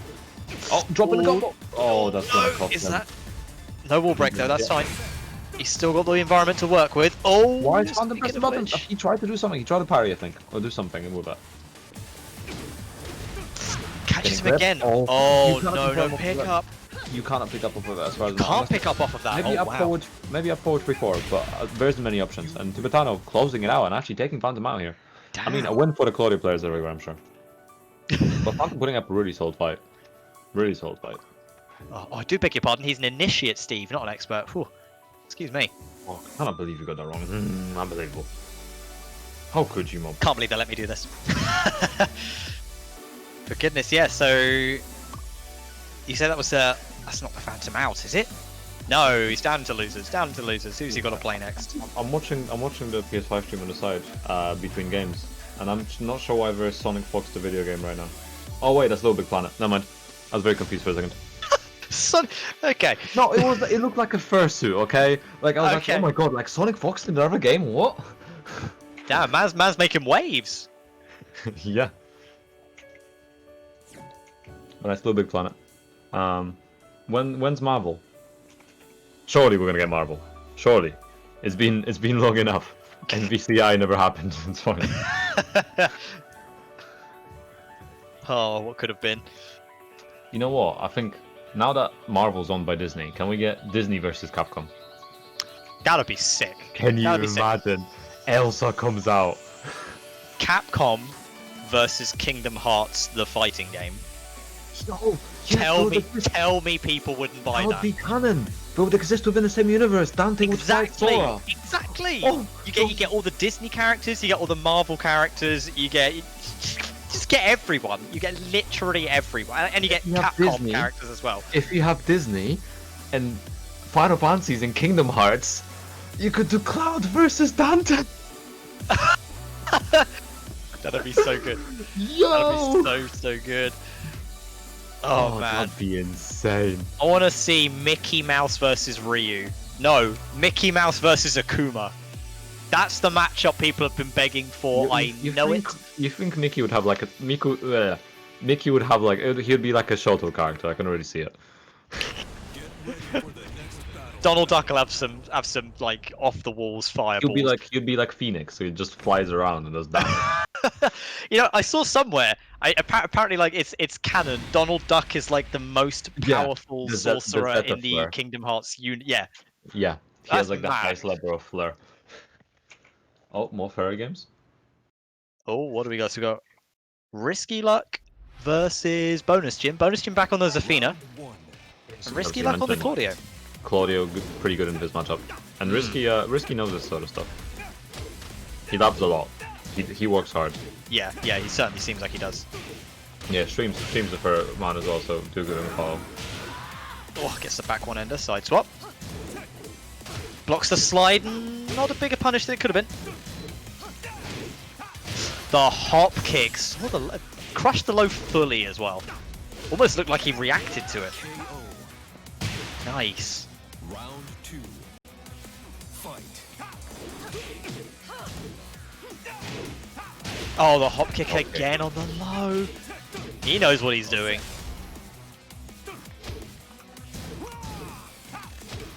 Just the string. Look at the pressure though. Just not that it matters.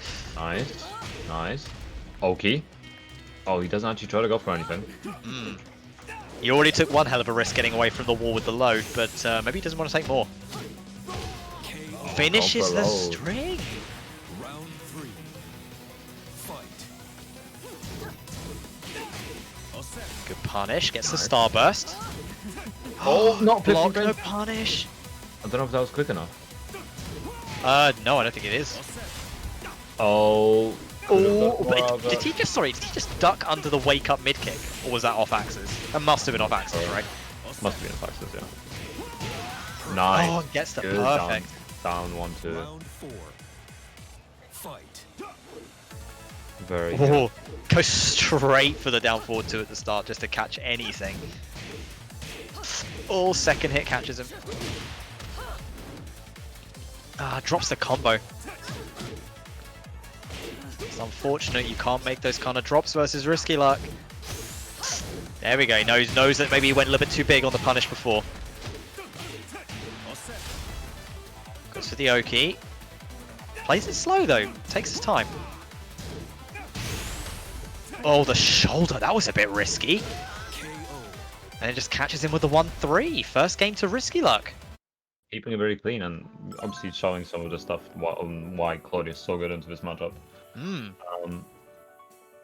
But we'll see how it kind of turns out, because like I said before, Bonusjin used to play Nina. He still has that Nina that he can potentially pull out. I don't Yep. think he's but Yeah, I think I see Nina so rarely. I'm actually not sure whether or not the matchup would favour her or Claudio in that one.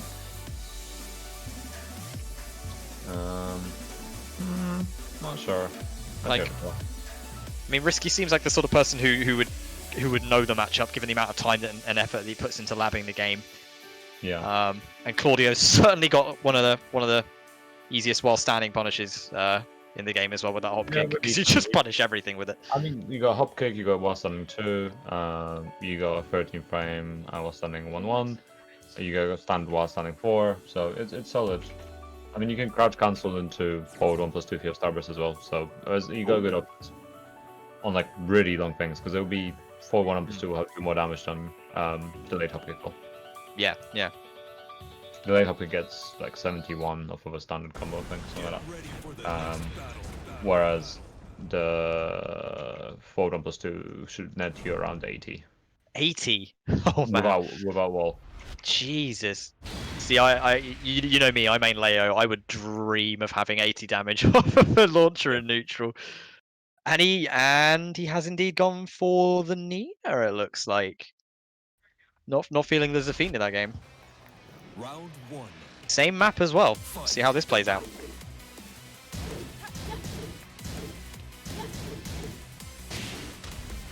Certainly trying to pile on more pressure this time round on the Nina. Oh, sidestep one. Really good to work with on a small stage. Here it is, the sidestep one cancels. Oh, but the duck, that was excellent. Get him to the other wall. Oh, not quite. Oh, he confirms into the wall bounce as well. Solid. Look at the damage. That's nuts. Round 2. Fight. Goes for the down. He goes for the down forward two at the start of the round again. When he tried to do another duck free. Good duck. No punish. Nice, no break. Oh, the gets missed, with actually the hit him. blast. Oh, doesn't quite kill. Oh, but so many buttons. What do you duck? What do you not duck? Seeing how aggressive he is on this Nina, as I mentioned previously. Yeah, it's definitely up the That's tempo great. compared to his Athena. Good Nice, sidestep. Leave the floor. Excellent though. Oh, no, not high enough splat. RsKy gotta get away from the wall here. Plus frames. Yeah, knows Keeping just to let the Claudio kill That was all himself. on plus frames. That's That's bad. RsKy using that very well. Uh-oh. Nice. Crouch cancel. Is he dead? No. He didn't go for the ender, but even the ender would have killed him. Nice. Oh, that was a risky forward roll. I'm not sure quite what he was going to go for there, but Fight. yeah, that was huge. Nice. Oh, the tracking. You could tell what Bonusjin wanted to do there, but it just didn't quite commit enough. All Oh, the guaranteed, all back guaranteed. turn! All The guys. whole, He could have gone back for Oh, okay, he still man. gets it. But sorry, the beautiful. whole sequence there was guaranteed. Yeah, so if you jump over into down jump and then you do while standing 1-1, you get, I believe, 14 to 15 frames of leeway. So RsKyLuck did down forward, nuts. one down forward 3-1, which is a 14 frame wall splat, and that's what guaranteed. You can go into hop kick, which usually works, I believe, as well. You can go into the wall Jesus. splat. Obviously, the wall, it makes more sense than hop kick because it gives you a better situation, and you can resplat from that. You can go into a back throw as well if you'd like, because throws of 12 frames, or faster if you're doing command throw. In some That's cases. insane. So it's fair to say Claudio's got some options there. He does, but it's a risk. You're jumping over. So. It seems like one of those tech traps that a lot of characters are starting to have discovered for them now, and they always seem to pay off. Very rarely do they not seem to work. Yeah. But I suppose like the opportunity to actually use them comes along so rarely anyway that you're only ever going to see them maybe once or twice in a first to two set. So Yeah. you haven't really got a chance to adapt to them anyway. Yeah. I mean, you gotta be careful with it. Like, RsKy tried to hit me with it, and sometimes it does. It's a mix-up. Like, sometimes you don't want to eat any Oki damage from, say, sidestep 4 or whatever. Yeah. And you're gonna try to quick rise, and then he jumps over and does that. So you gotta make the decision of what potentially does more damage and what would you prefer to take. Sometimes if you're low on health, you just have to guess. Yeah. It is always the way. Right, let's guys. have a look. Let's Go not on. forget. Let's not forget about Matrino. Go. Oh, yep. Matrino awaits you. It awaits your code, TNTPC33. So you should go drop it. It's a good code. It gives money to the players, not us. Can't say no to free money, guys. It's 2020. Free money is always a good thing. So let's have a look at who we're gonna have up next. It's looking like it's gonna be Shirdel versus Tibetano. Shirdel, I imagine, is going to be on either his Elisa or his Marduk, although I'm aware that he's been branching out a little bit more with his character choices now. Is it a DEFUSE game?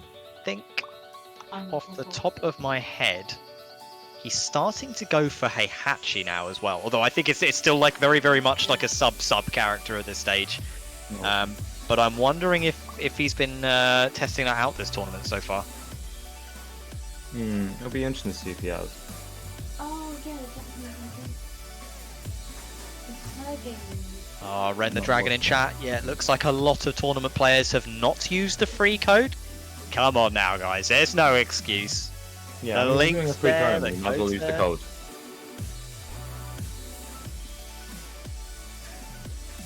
Look at that. Even Nightbot knows.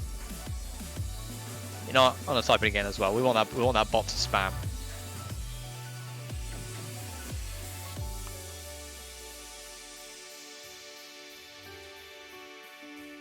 curious to see if Tibetano is going to play Claudia again, or if he's going to play someone else. Get ready for the Yeah, I'm not sure. Has Tibetano played Shirdel before? Is the question. He must surely he must have a good idea of the characters that Shirdel plays because he tends not to stray too far away from the Elisa as he's about to demonstrate. But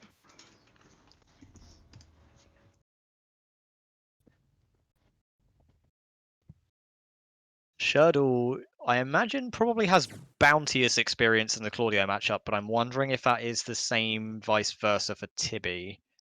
I mean, Elisa isn't that unpopular character, so I'm sure he would have run into it. You know what, you say that? I actually can't remember the last time I ran into an Elisa online. round one. I think it might have been last year. That way, honestly. Definitely better that way. Filthy Elisa players, really. Oh, he catches her out the air. Good interrupt. Takes the damage he can. Oh, back one. That move gives me life. And takes everyone else's, apparently.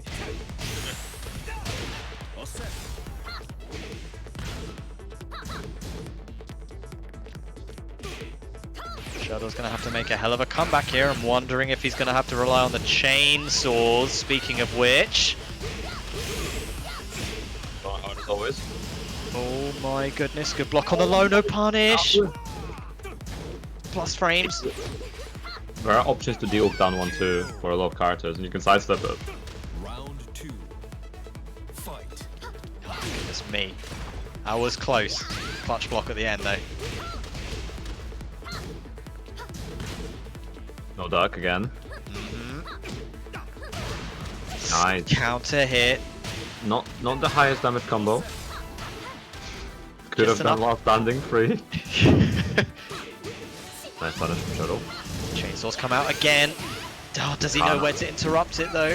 Yeah, I don't think he went to interrupt. Risky. You gotta be very careful versus destruction. It's such a damaging stance. I mean, as the name suggests. They've got Waston and 3-3 there as well versus down 3. Sorry, wall standing 1-1, no 3-3. There's no wall standing 3-3. Could say we Shaheen now, boys. There you go, opting not to stay in chainsaws and getting smacked in the face for putting him away. Ooh, the back turn kick? I didn't even realize she had a back turn kick like that. Oof. Nice, shoe The shine. full crouch game Round four. coming into play. Fight. Oh, the orbital! He saw it coming and he still pushed into it. Nice. Good work, Oh, Harry, but doesn't doesn't throw quite. it. Destruction stance again. Here it That comes. pressure is really paying off. Yeah, it's one of those things that, like, it's one of the first things people are told to lab against Elisa is make sure you know how to deal with chainsaws. But even in matches, though, it's still, like, it's terrifying. Conversion. Not enough to kill just yet. Started very low. Oh, not quite the whiff punish that you wanted, but it worked. Round. Fight.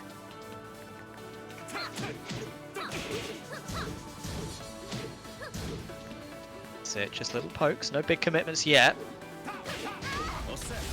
Nice, gets his starburst blocked in.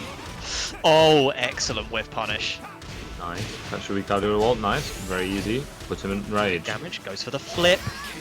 Nice. Forward. Forward. Very nice from Tibby there. Yeah, no, I mean, Shirdel did punish things very well. He was aware of a lot of stuff, but Tibby coming out on top. Solid Yeah, he Claudio. certainly did. It's very solid Claudio. Yeah, no, he definitely looked like he was more solid that game than in some of his previous ones. Definitely felt more comfortable, I think. Some of his punishes, maybe during Destruction Stance, could be better, but like, I don't think anyone's going to fault him for that. Destruction Stance is actually terrifying. And even like the very, very highest echelon of players will still suffer under the chainsaws. They're so good. But managed to keep his cool throughout the rest of the match, which is all you can hope for really in a tournament setting.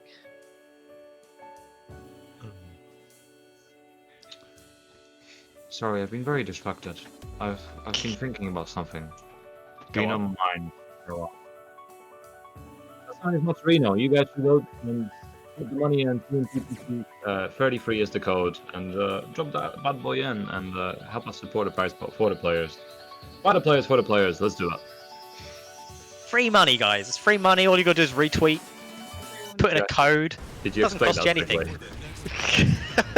Or did I surprise you with that segue? You looked very pensive. I was like, oh man, this looks like it's been weighing heavy on it. Maybe it's a curry earlier, you know? I mean, maybe it's just, you know. But no, clearly this was the more important revelation. Yeah, no, I was gonna say something else at first, and I was like, no, this is a great segue. Sticking with the Claudio. Segues. Oh, wait, Infinite Azure as well, sorry, not so sticking with the Claudio. Sticking with the Elisa. Sorry, I beg your pardon. Well, you're not wrong. Technically, he is sticking with the Claudio. Not that he had a choice, but Not the other choice, yeah. Round 1. Fight. Stage choice definitely going to be in Elisa's favour here. Her movement is pretty well unparalleled.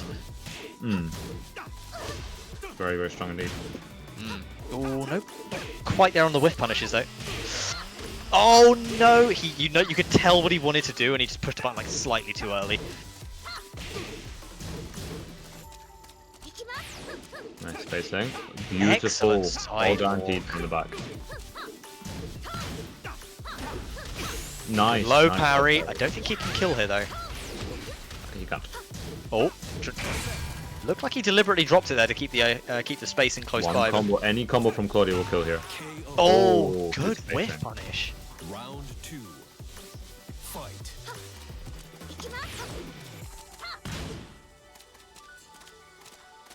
No big commitments again, and you can tell Shirdel really using the space here that he's being afforded. Oh, he went for the Shirdel special, which is just backdash a million times into unblockable rockets. Almost didn't pay off, but suddenly the life leads in his favour. These 4-4-4s are connecting more often than not. Oh, no punish! Wow. Interesting. That's the dubs. Oh no, God, the active frames though. Again, you could tell after the first time he missed it, he wanted to wait even longer. So he did, and it still wasn't long enough. Excellent, down to 2, and that should do it. Round 3. Shirdel really gonna have to do some work here, though. When Tibetano's doing such a nice. Oh, sidesteps instead of ducking. Yeah, it's don't want to say riskier, like, but definitely different to what you see most players do. You gotta be careful with that roll, can be punishable if you do it too late. Nice power crush. Good. Oh, excellent. Fantastic. Okay, go inside some combo. The sidewalk on this man, though. He's so aware of his movement, and he's so aware of when and where he needs to step. Beautiful. Yeah, nice, a good opening though against the down forward too. Punishing that with fantastic. Rockets. Man, that is half health gone. Do shine. No duck. There's the 4. He's keeping the pressure up. Nice step from Shirdel on 4-4-4. Nice. Comes into the rage drive. Oki. Oki, nice. Oki. He specifically did the wall carry version for Oki. Oh, it goes to the unblockable! He didn't step, and Tibetano taking it. Nicely done. Claudio. Very well done. Wait, does that mean we have 2 Claudios in winners quarters? Or I think so. Tibetano and RsKyLuck, yeah. That's Can we kind have of Claudio mad. Mira in the finals? Oh, I bet you'd love to see it. If Risky beats Bald, we have Claudio Mira in the finals. Which would be PogChamp. I'd be very excited to see that. Yeah, I know, yeah. I know you would. Where my Leo's at, man? Where my Leo's at? Leo who? That's a good point. Where is the UK's resident Leo player? Whereas he was knocked into losers early, he is still in and should be playing against Fatex Destiny. I really hope he makes it. I hope he makes it through. Like a little bit of bias from me there, but Eddie's been, I think, away from the online scene for like a few months now. Took a bit of a break, but he is like the premier Leo player for the UK and Ireland. So I'm always happy to see him come back. but he's got a bit of a struggle ahead of him.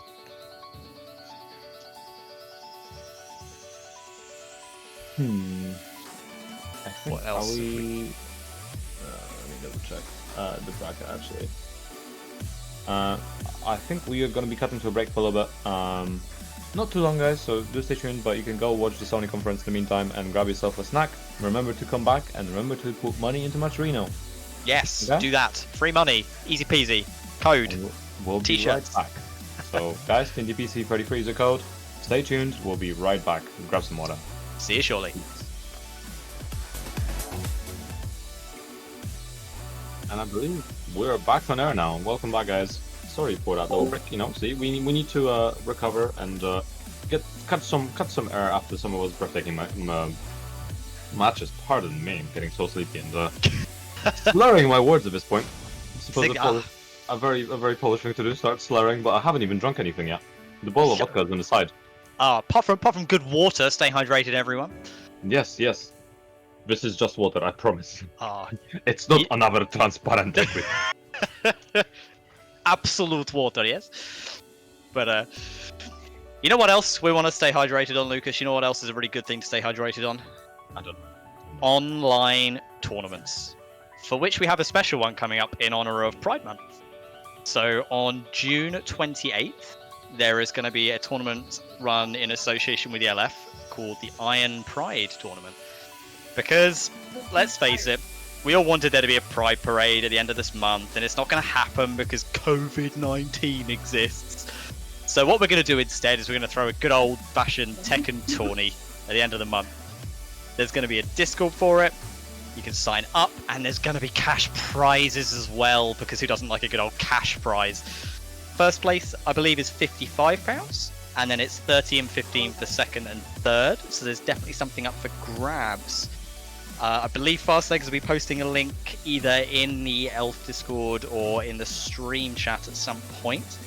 Definitely worth signing up and looking into, because we could all use a little bit more pride in this otherwise dismal quarantine season. Yeah. Oh, what? Use your words. Oh, they announced Demon Souls on PS4 on the Sony conference. I normally wouldn't react, but Demon Souls, Pog.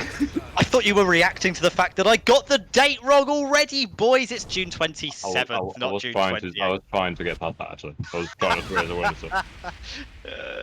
June 27th. My apologies, everyone. I got my date slightly muddled up with something else that I'm thinking of at the same time. Which, in retrospect, I can't remember what that is either. It's June 27th, everyone. I'm sure Fast Legs will absolutely lambast me in chat for this. But anyway, let's jump right back into the game. We have got RsKyLuck and Bolt. Bolt sticking with his Noctis from earlier games, and RsKyLuck staying with the Claudio. Yeah, I wonder how much of it played, actually. Nice punish. Excellent, Dark. Keeping the punish small, but you know, it's more guaranteed. Oh, speaking of punishes that aren't small. Oh, no, drops the Ender. A little bit off axis, I think, threw that off. Burns the Rage Drive. Down 2-2. But no combo? He's down forward once, checking the steps. And then the first round goes to Bolt. Wow, that was risky. Going with the spear. Super punishable, but it works out for him. Oh, forward 4. What's the Oki? Oh, plays it safe. Okay. Oh my god, risky. Such beautiful awareness of that. Starburst in play. Noctis got to be real careful. Little pokes. There's the forward. 1+2. 1+2. Back 1 again. Doesn't matter if there's walls or not. Still a good move. God, Noctis has such a sick looking set of throws. Burns the Rage. No Dark. Nice. Oh, back 1. Mixes them up. Nice. Just And a just- simple one job to take it. That's all you need to do against Noctis. Is just keep it compact, keep it safe, keep it small, let him kill himself. speaking of which, the down forward 2 trade. 3, look at this, just little pokes, no big commitments. Oh, goes for the grab with the sidestep. Back one again. He's throwing it out because he knows a Bolt likes to step. Oh, the tackle, good break. Oh, he's pressing market. I don't know if Noctis has a specific way of dealing with that. Some characters have certain moves that you can evade with down the second hit. Yeah, I don't think Noctis has got any like inherently evasive moves other than like his down forward 2. But I certainly wouldn't want to be throwing that out in the middle of that string. Backsway's Jenny too.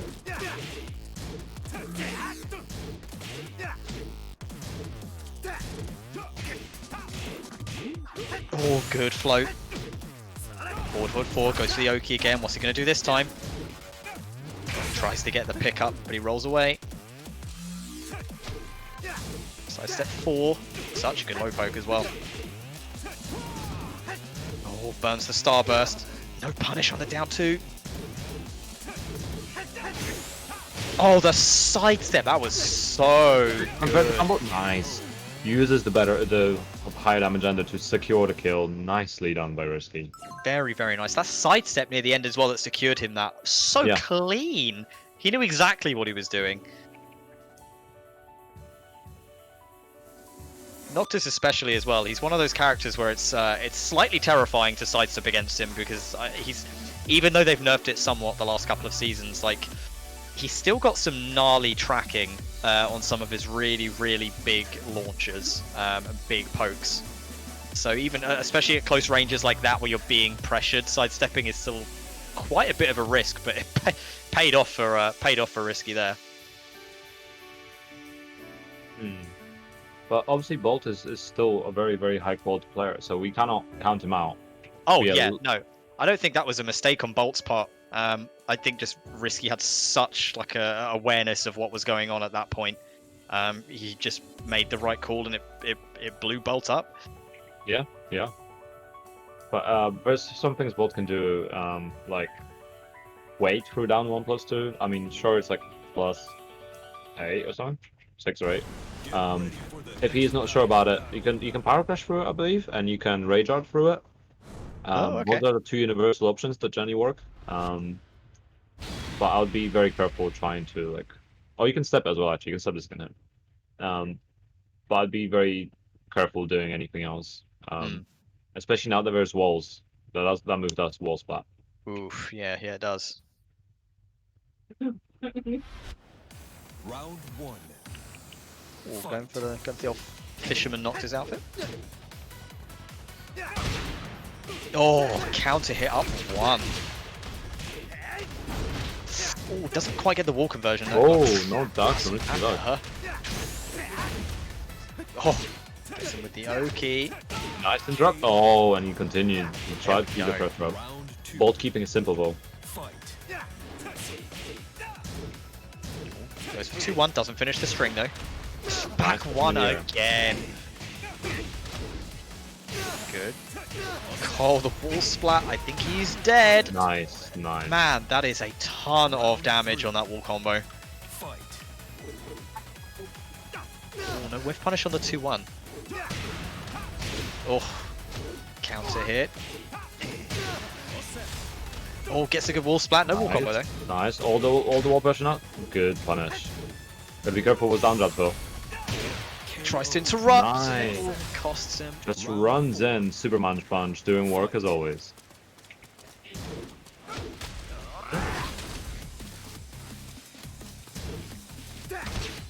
So he's really taking advantage of this back 1 now. He knows the Bolt's trying to step more and more, and he doesn't want to let it happen. Oh, down forward 2, that's a huge whiff. But no combo?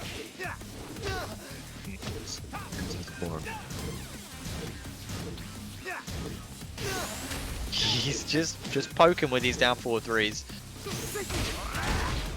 Uh-oh. Oh dear. Felt like RsKy seized up a little bit there at the end after that combo drop. Oh, good pickup. It's a little bit tricky, that one. Oh, but he ends up with his back to the wall. That is not what he intended.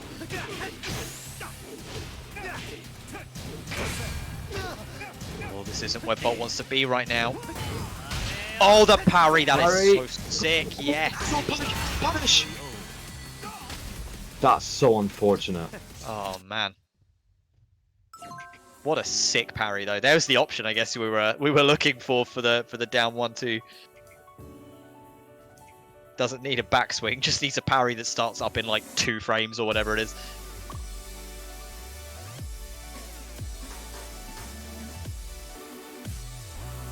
Oh dear, oh dear. So what does RsKy need to change? It didn't feel like he was doing anything wrong. Yeah, Or I think anything just that was very careful. Maybe keep the punish. Like sometimes it's better to do a punish that does slightly less damage, but make sure it works. Obviously, it's online. Latency sometimes is an issue. Yeah, yeah.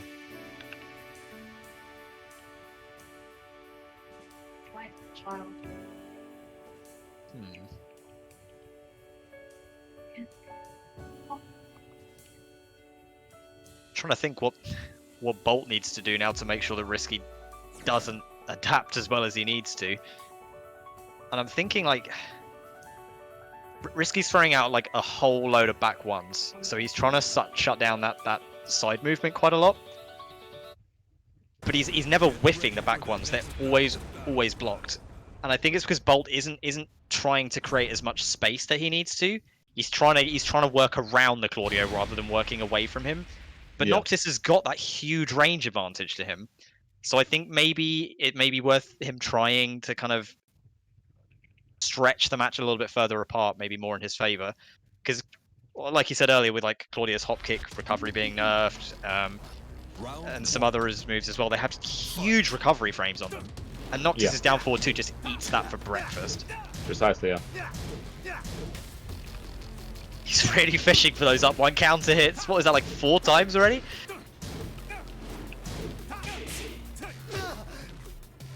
Oh, he's ducking in his face. He's trying to mix him up now. Goodness. That's it. Oh, he tried it.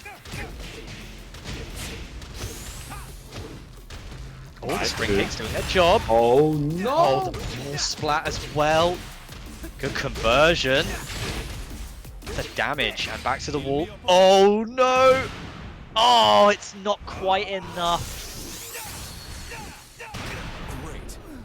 And the low HP Rage Art does it.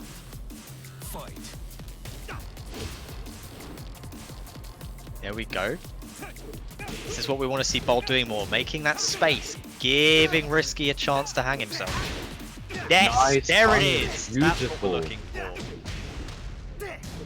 Doesn't quite get the wall conversion, doesn't matter, the mental damage is done. Uh-oh. Or maybe, maybe it hasn't. Oof. Round 3. Even though he lost the round, he's shown that back 1 isn't the like, be-all end-all move that he was trying to make it out to be in previous games.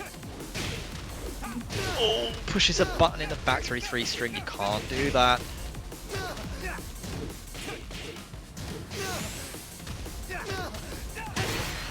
Oh dear. That was so clean. Yeah, That was so clean. Felt like Bolt seized up a little bit there. Stayed on the floor when maybe might have been better to get up and just accident. I don't know. Is it an accident to push buttons in the middle of back 3-3? It didn't look like it was delayed. Maybe he was going for a parry and it missed input, or maybe he just thought it would completely whiff. Who knows? But definitely going in the favour of RsKyLuck there, who I believe will be hanging around in the lobby for the next game. Yeah, so wait, we get the mirror now then. We do indeed. It should be RsKy versus Tibby. The mirror you have been waiting for, winners finals. I'm excited to see this because I mean both have their own specific style, but I want to see who comes on top.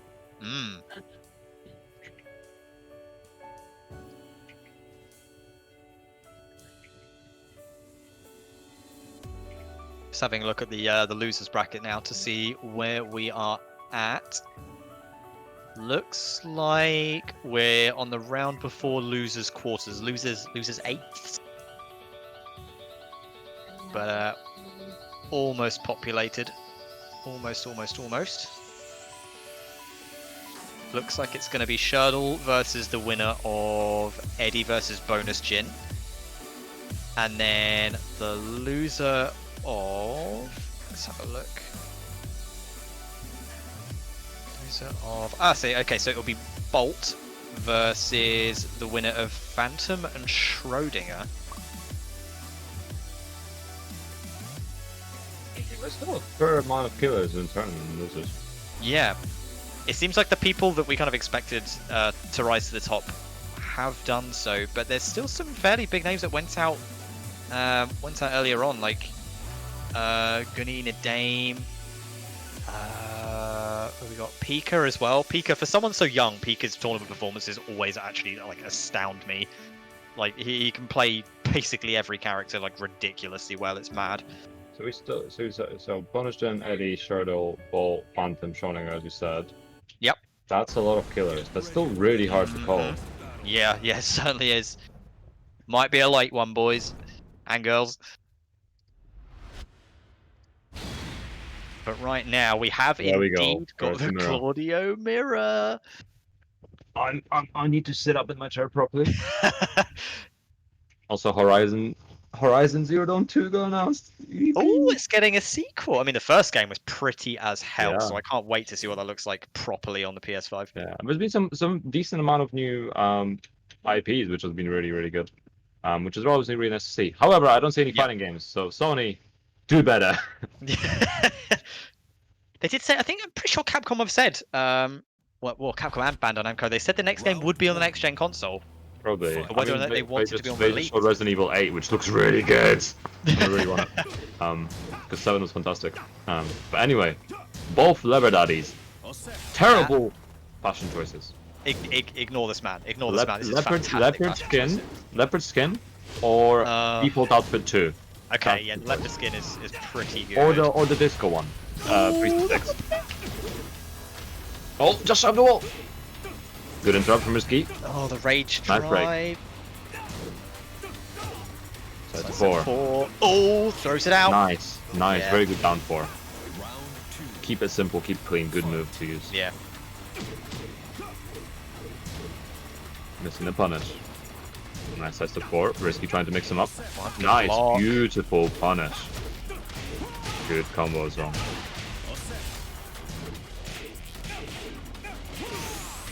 Oh, Oh. down to 2. Oh no, it wins the follow-up. This is why you do simple combos, especially on mine. So what should the follow-up be? You can do up forward 3-4, and that pretty much always picks up from any angle. Ah, fair. Forward. It's not a difficult crowd control, but sometimes it drops. It just happens. But it is a lot more damage. It's like 10 more damage throwing it up. Oh, good Nice throw break. back one. Back to the wall. Oh boy, beautiful conversion from RsKy. Doesn't get much from it. The back 2 wasn't necessary, right? Oh, good. But he's got nice. Expend Starburst. Get Starburst again. Side support. Nice. Good punish. Beautiful. Really good punishes on these sidestep forwards as well, and it's such a critical low of Claudio's.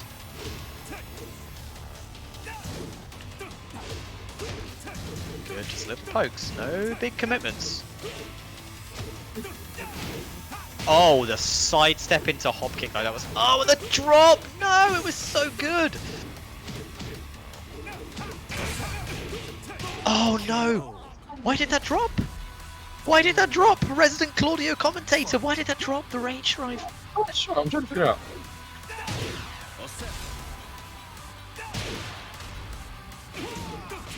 Oh, blocks are down 2-2 that time.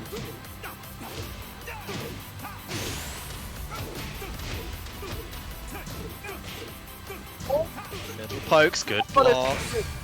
Still available. Side support. Mixing them up. Lots of plus frames.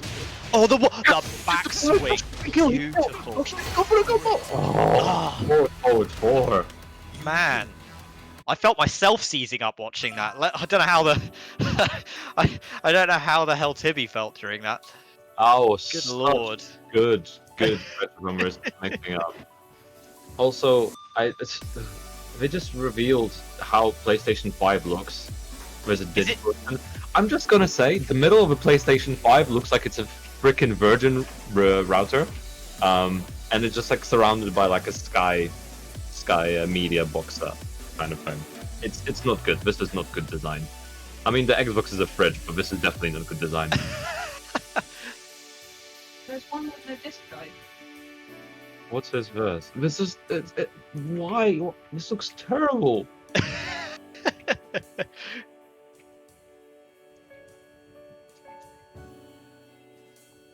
Oh dear. It's funny. I was just thinking about the match we just watched, and we were saying earlier that like Ling players, they all have personalities that kind of shine through, and King players all have personalities that shine through in their character because their move lists are so expansive. You could tell which one of those guys was Risky and which one of those guys was Bolt without the name tags in that game. They play slightly differently. Like Bolt was still trying to stick to his kind of like constant back one strategy quite a lot, and Risky again much more lateral movement compared to Bolt as well, which is interesting because you'd think the back one would counter the lateral movement there, but it felt like the timing was off.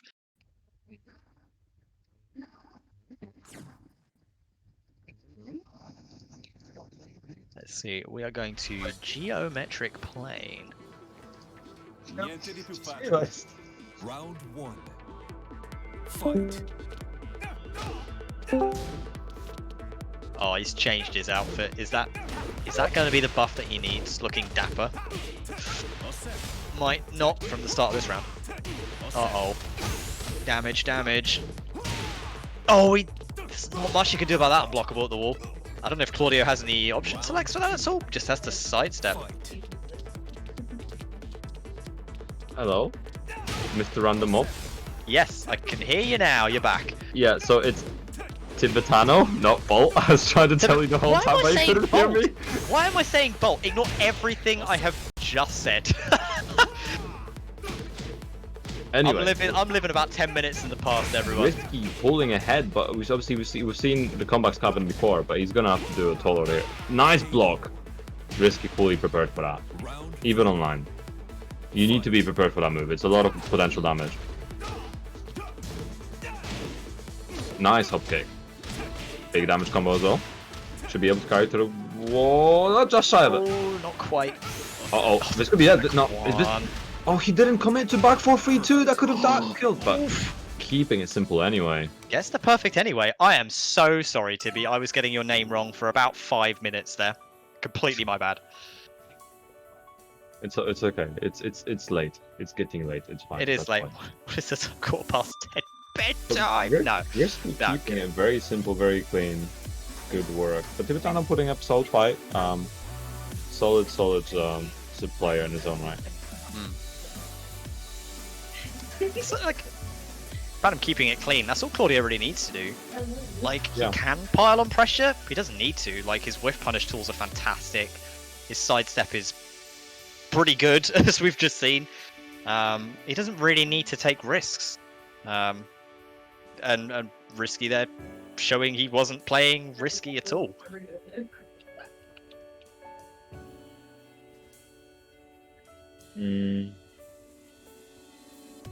Trying to be. Wait. Was that first? That was 2 games, right? Why are we lining up to play again? That's a very good question. That was 2 games, right? Risky won both. Risky's got 4 wins, so must have been, unless there was a weird desync in there somewhere, which wouldn't be out of the realm of possibility. So we're just going to pretend that this match is not happening, unless in fact it is not first for timekeeping, winners finals and losers finals are always first to 2. Grand finals are the only ones where we do first to 2. Ah.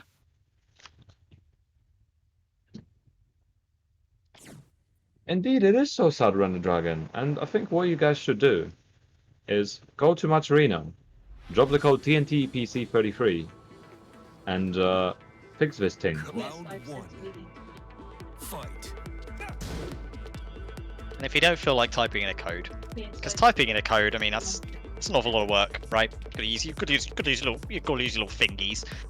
You can just retweet something, and it adds money to the pool anyway. That's so much easier. It's just pick up your mouse, you go click. I don't actually want to click because I'll probably end up closing Discord or something. But yeah, you do that. Easy money. Easy money. Oh, I'm just typing Tibetano. Pete, you just missed. You just missed the entire I think both players are deciding which one of them is going to kill the other to to end the lobby nice and quick. This is always the part I find interesting in tournaments, is when you have to like reset the game and you can't pause out. What move do you use to kill? Yeah, exactly, right? And you get... When was it? There was a... I swear it was a tournament, I think it was over in the US. Either last year or the year before. And it happened on stream because, of course it does, you know, mistakes happen at tournaments and sometimes they don't stage select or whatever. And some guy, like... One round, he was like combo vortexing on the guy, and it's like, okay, this is taking forever because he's dropping them. And the next round, he's like, I'll do the simple thing and just jab. Just jab. And again, it took like 5 minutes because he was just jabbing. First thing you should ever lab in Tekken, and don't listen to me on this, is how easy it is to kill your opponent with like a string that doesn't knock down, and work out which one is the best one to use. Because this is it's gonna happen at some point. And you never know, you might learn something else useful while you're doing it as well. Right, so the match that we are supposed to be having should be in the losers bracket. So eliminations are at stake, and it's gonna be ELF's own Shirdel versus the man Eddie himself. So I'm guessing that this is probably going to be an Elisa versus a Leo, unless Eddie is reverting back to either his Dragonov or the classic Bald Bob. And Belong, recently. You played who, sorry? He played Zafina in Belong recently. Oh, fair enough. I don't know how Zafina stacks up versus like Elisa, or I guess if Shirdel's feeling saucy, he might whip out the Marduk as well. I feel like I Zafina's mean, he just had Geese as well. He played Jack at one point, so he's got a range of cards to potentially work with here. Part of me hopes he sticks with the Leo. Being a Leo main, it would be nice to have some tournament representation that isn't me going 0-2 every week, ever. But we shall see. We shall see. The new... Calm yourself, Stu. Calm yourself in chat. The new...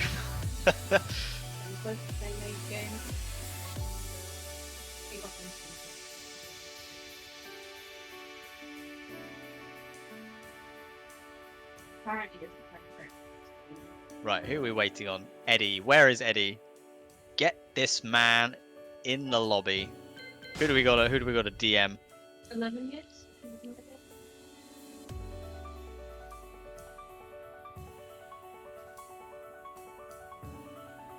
Let's have a look. How do I make this bigger?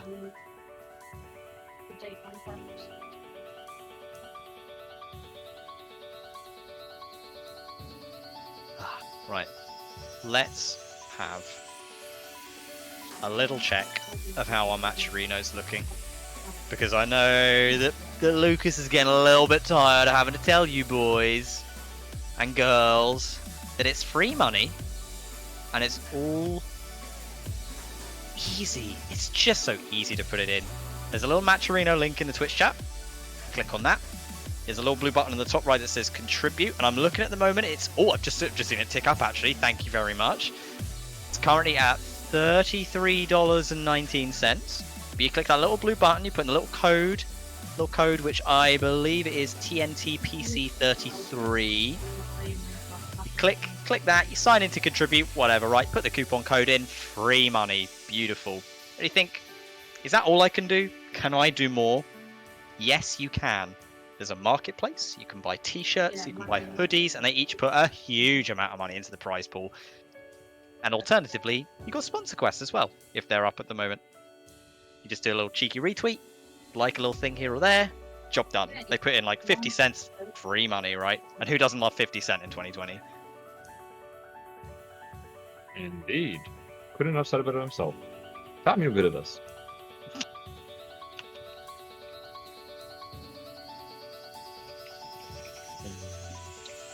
looking at for. I mean, yeah, guys, come on. We have 64 players, yet we only have $33. What? How does this logic work? We must use more codes.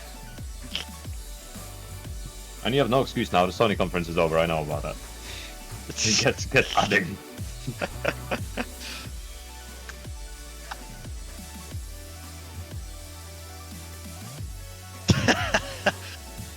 I'm sure Lucas would never do something so unprofessional on Honestly, stream. it's actually not my side of choice. I do prefer RB Norway.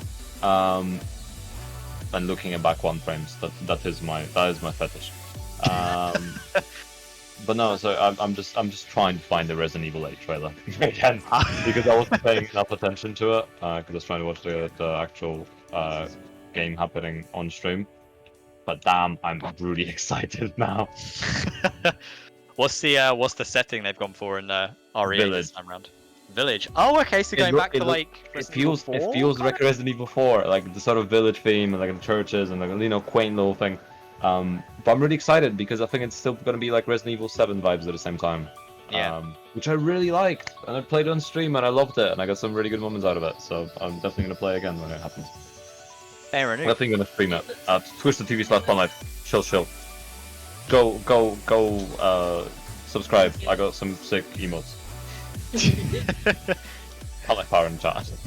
Oh, Anyway. we got some friendliness in the lobby chat. We got Shirdel welcoming Eddie back, asking if he's going to rejoin Rise or just take it easy for now. And Eddie just saying cap. No cap. To be expected. It's no classic. capability. Actually, I'm not gonna say that. I'm gonna make a joke. No, I'm not gonna make it. Do Never it. mind. Do No. it. So you know how there is the no fap movement? Yeah. Is Eddie like similar but no cap? Get ready for the No cap. I feel like no capping is No, different. no cap. This sounds really funny for some reason.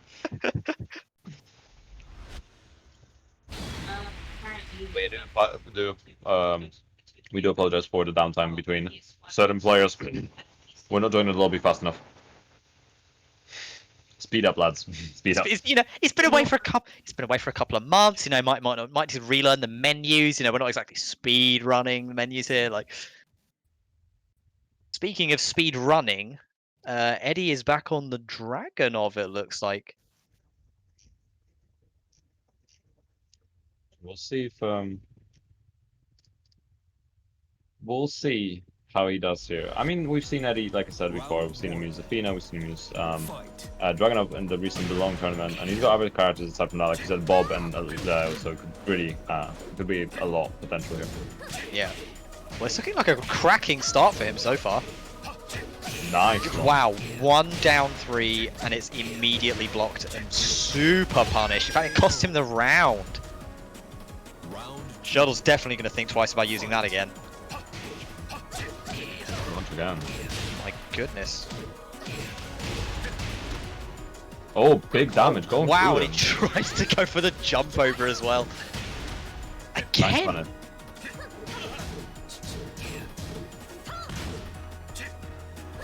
Nice break.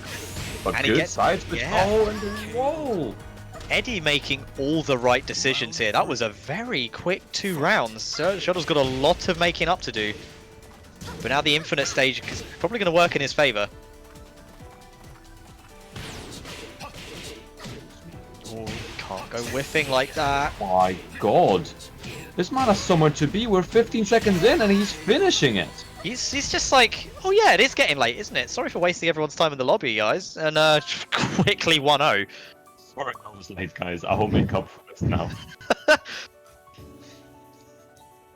Shirdel quite right in the chat there, saying, what the expletive, dude? You're supposed to be Rusty. And he says he is. Eddie's saying he is. This is Rusty Eddie we're seeing. What is Eddie Prime? Eddie Prime. True Eddie Prime. True Eddie Prime. Let's go. I mean, we might as well call him that, considering he's like the second person in the world to get all primes. Was it? If he was the second, who was the first? I'm Me. guessing it was probably, yeah. I had a feeling it might be. But you never know. You never know. You get some online monsters who just absolutely grind the hell out of ranked. Might be cuddly, don't know that. Eddie's saying he's gonna get back to form soon. I mean, if this is Eddie off form, I cannot wait to see him on form. 3 generations. Get ready for the next battle. Makes me wonder if Shirdel's gonna stick with the Elisa here, or whether he's gonna go for Oh. Big Boy Mudduck. I just realized something. Go on. The PS5 is not FGC friendly. What? What do you mean I it's can not only FGC see friendly? one USB slot in the front. I think it's one USB-C. I see one USB-C and one USB That can't be right. There's USB. in the front. There'll be, yeah, I suppose there'll be That's USBs really in the back, bad. won't there? But, like, That's not really ideal. bad, though. Only one Type A on the front. At least make both of them Type C, so the controller just has C to C, or Fight. Yeah. make both of them A. What the heck? Best invest in some longer cables, everybody. I can't wait for more Wi-Fi controllers on PS4. Oh god, Bluetooth controller over the Wi-Fi, but oh god. We've So already many seen already seen the Shirdel special this round. Is it gonna pull any more unblockables out of the bag? Uh-oh. Oh, we've seen rounds come back from worse, but maybe not this time. Round 2. Fight. Good throw, no break. And again. Uh-oh. Is there something about Shirdel we don't know? Does this man not break? Goes for Oki plus frames. Doesn't duck. Perfect. Round 3. Indeed. Fight. These oh, beautiful counter hitter. Okay, maybe he's just taking him a little while to clock onto Eddie's timing. Oh wow. Welcome to Destruction Stance. We were talking about this earlier. The pressure is obscene. Uh-oh. Oh, Counter wow. perfect. Answer straight back. Despite the drop, still managing to get out. And the break again. No break. No break. Is this throw like Shirdel's bane? Like.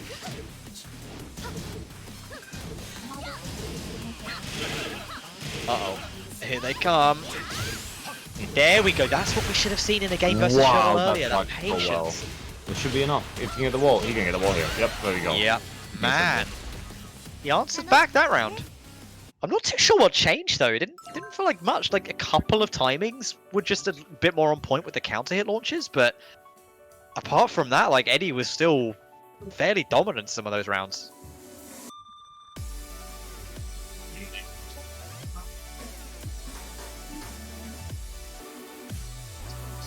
Yeah, this PS5. I'm worried for the FGC. I'm trying to figure out how we're gonna survive it. Also, that pad does not look frog resistant. I think we need to protect him through Ibis. So he doesn't get another pad thrown at him. Oh no. That's gonna shatter. That pad is gonna shatter. Oh my goodness. They must have thought of this thing. Like Yeah, what, Sony thinking of things? I mean, you know what I'm expecting? I'm half expecting them to completely remove the option to desync controllers on the PS5. FGC tournaments just completely full of people pressing the home button. oh no. Please to God. If that actually happens, I don't know how I'm gonna handle things. Oh god. We just have to pray. We have to pray. Get the bless RNGs in chat. Like so Sony sponsors like the pretty sure they sponsored it, like the Capcom World Tour. So at least that side of things, they must be aware acutely that this kind of stuff exists and there are requirements for these kind of tournaments. I don't think they're aware of that. I think we're just trying to move forward. Yikes. Also, the fact you can't put it on it cannot lie flat is really bad. Wait, so it has to stand up? Yeah, because it's like floaty. It's like a. No. I don't even know what it's meant to be. But anyway, starting off, running 2. Nice punish from Shirdel. Good sidestep. Down 2. the little micro duck. Oh, floats him as well.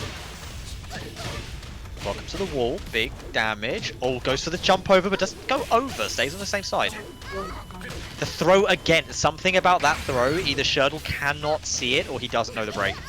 Oh, nice. Ducking and leave the 1+2 pro. Round 2. Fight. Excellent sidestep, doing what Elisa does best.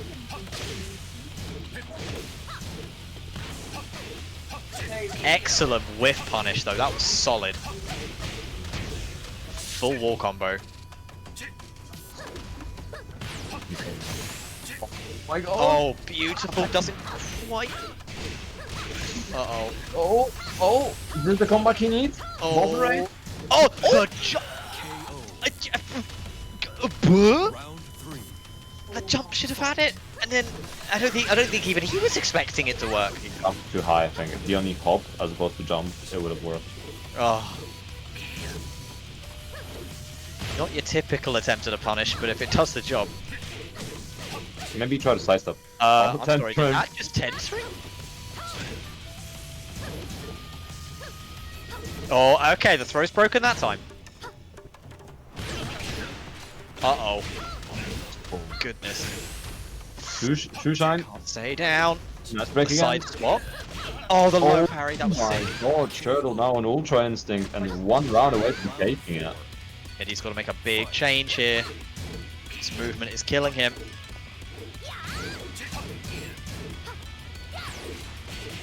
Good duck, no punish. Good sidestep. Beautiful. Do you see how he ran up at the start of the animation, then ducked, so he knew he was in range for the punish? Full carry, damage, coming through, plus range. Oh, try to step on him. Catches him. Oh no.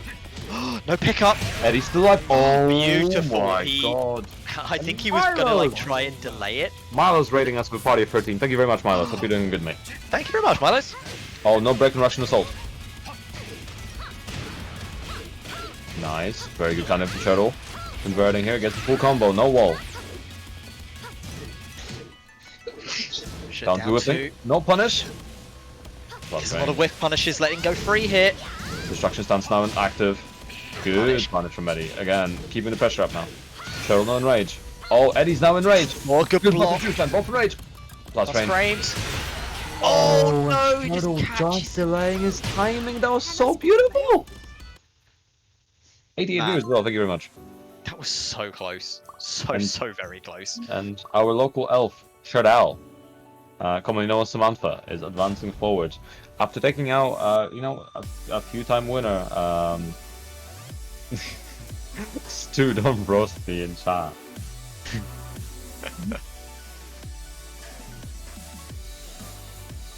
But yes, Shirdel taking it. Yeah, it's like you said, like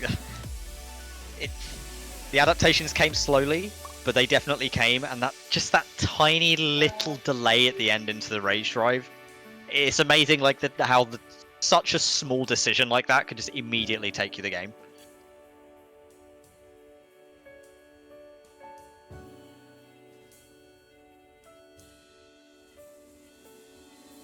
Right, so who have we got next? We have got Bolt, whose name I'm going to get right this time. Wait, and Bolt or is it- Schrodingre. Is it actually Bolt or? It is actually Bolt this time. It is actually Bolt. I've double checked. I've used my Windows magnifying glass. I've double checked. So Schrodingre. One of the best kings in Europe, honestly. Strong king player. Lots of potential here. This is good. I always like watching King play. I hate playing against King, but I love watching Kings play. Am I? I think I quite like it seeing the difference in their play styles. Some of them are more enjoyable to play against than others. Yeah. But yeah, I'm gonna take it a- really depends. I'm going to take a wild stab and say the ones that you find less enjoyable are the ones who constantly go for chain grabs. Oh, wait. I don't mind that actually. I don't mind that too much. Just break Oh, them. fair enough. Um, Just break them. Just break Yeah. every throw. Gross. It depends. I really dislike some things like counter hit, shove.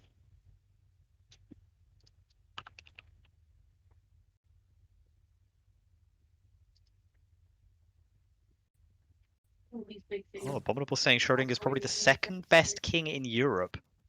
On a good day. That's high praise. Round 1. Fight. Well, that's a pretty amazing start. Nice. Oh, that's half health gone. Just little pokes. You can tell Bolt's hesitant to use movement to get away from the wall. He'd rather use buttons. And it actually seems to be working. Oh, no duck. Good break.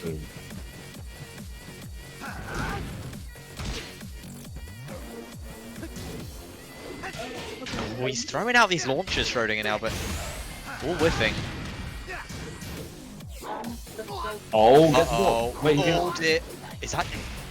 Okay, it's That's not dead. Oki, though. Oh, the spring kicks! He's sidestepped, it's fine. He's sidestepped, yeah. He's sidestepped to the side, so it wouldn't have hit. That looked like he was going to go straight through him. It was just a mini sidestep. That's all he needed. Beautiful, beautiful awareness. Nice counter hit shove. Gets the guaranteed hit.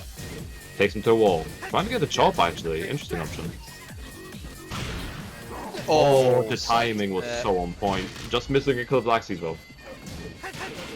He's really throwing out these crouch dashes now. He wants to bait something. More punish. Nice, again getting kind of hit. The shot is so good. Uh-oh. Uh-oh. Oh, no. He has to guess 1 and 3. 1 and 3. No, guess is wrong. Uh-oh. But he didn't need his legs anyway. Hey, Fergus. Welcome. Round 3. Hello, Fergus. Fight. Oh, He's crouch dash, you said. wait, up again. Nice space. Oh my god, the Jaguar stepped to space. Beautiful. Yeah, the hitbox is surprisingly small on the forward 4-1+2 that Noctis has got, but... Good combo. Oh, excellent. That You was- see that? He that's a got fantastic combo. 4-4-1. Froze him. Oh my god. Oh no. Another Oh, throw trying to go there? for Oki. Interesting, very smart Oki. Uh-oh. Oh, this is gonna kill, isn't it? I It's the think wall. so. Oof. Oof. Way to Pancake. close it Straight to the out. wall. You win. Schrodinger's showing pretty well dominance there in that one. Yeah, quality stuff. Got the hard combo, had the movement on point on multiple occasions, and then just throws him into the wall. Again, it felt like Bolt was playing kind of hesitantly there, and I can understand why. The amount of counter hits that were thrown out that game, you know, I certainly wouldn't want to push buttons into that. But again, there's so many times where it feels like he's trying to use buttons to get out of pressure, where movement would be a better option. Particularly like where he was at the wall in that first round, where he was just trying to jab and down forward one his way forward, but he had like 90% of the stage to his left, and there was all that room to play with. And it's Noctis, he's got range, he can make that work. I'd like to see Bolt try that a bit more and see how that works out for him. Yeah. No, it'll definitely be interesting how that comes out for him. I think Bolt still has a lot of potential, but Yeah, we'll see. I mean, Schrodingre is putting up a hell of a fight here. Get ready for the next battle. I wonder what stage we get as well. Mm. Because anything with a breakable floor could potentially be worrying. We're going to go to an infinite. So Bolt is going to have all the space in the world to take advantage of Noctis's tool set. I mean, Schrodinger's spacing has been really good so far as well, so that could potentially work to his favor. Round 1. That Bolt, no intro required. Skip that. Same again. Just wants to pile on pressure. Oh, wow. Dashing as well. Look at this. This is relentless. Whoa! That's just under a forward one. I don't think he can kill off this, but he's going to get good Oki. What's it going to be? Yep, down back one. Simple. Very easy. Fight. Here we go. An immediate gear shift. Now they're playing the spacing game. Uh-oh. Uh-oh. Uh-oh. Oh, okay, and he lets it go. Good counter hit. Starting to clock onto the timings a little bit more and using the space. Oki again. I swear, forward 4 Oki is actually disgusting sometimes. Oh no, wave dash in! Oh! Doesn't even have to push a button and Bolt is still hesitating slightly to punish it. Dark. Rage break. Oh, Frames. Oh my what day. a reach from Bolt. It didn't even hit him. KO. Hell yeah. Round 3. Such a good choice from Bolt there.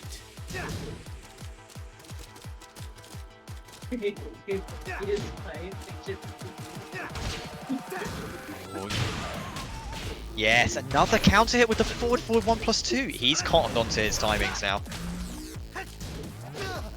Good punish. Trying to get that little counter hit forward 3. The momentum shift in this game as well has been absolutely crazy. Yeah, as soon as Bolt started taking it like slightly patient, using the space to his advantage, it's such a change. Oh, and he eats the while running 1+2. Wow, that was a hell of an answer back. 3-0.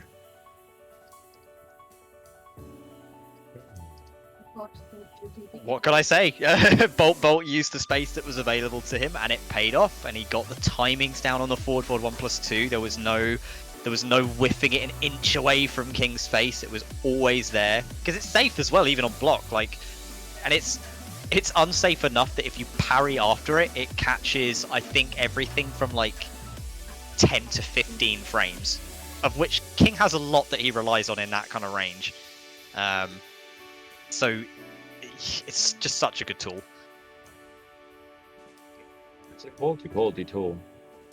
I'm kind of curious. I mean, I feel like I haven't seen enough of the side step move is so good, and it's honestly, I feel like you can avoid a lot of things with it, and you can get a lot of damage from it. We also didn't see that many chain throws.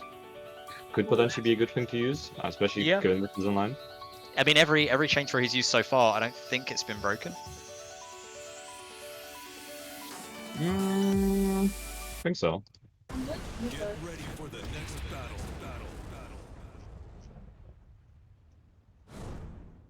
But we shall see. Oh, okay. It's dropping the king, putting the king to one side. It's gonna daddy armor king.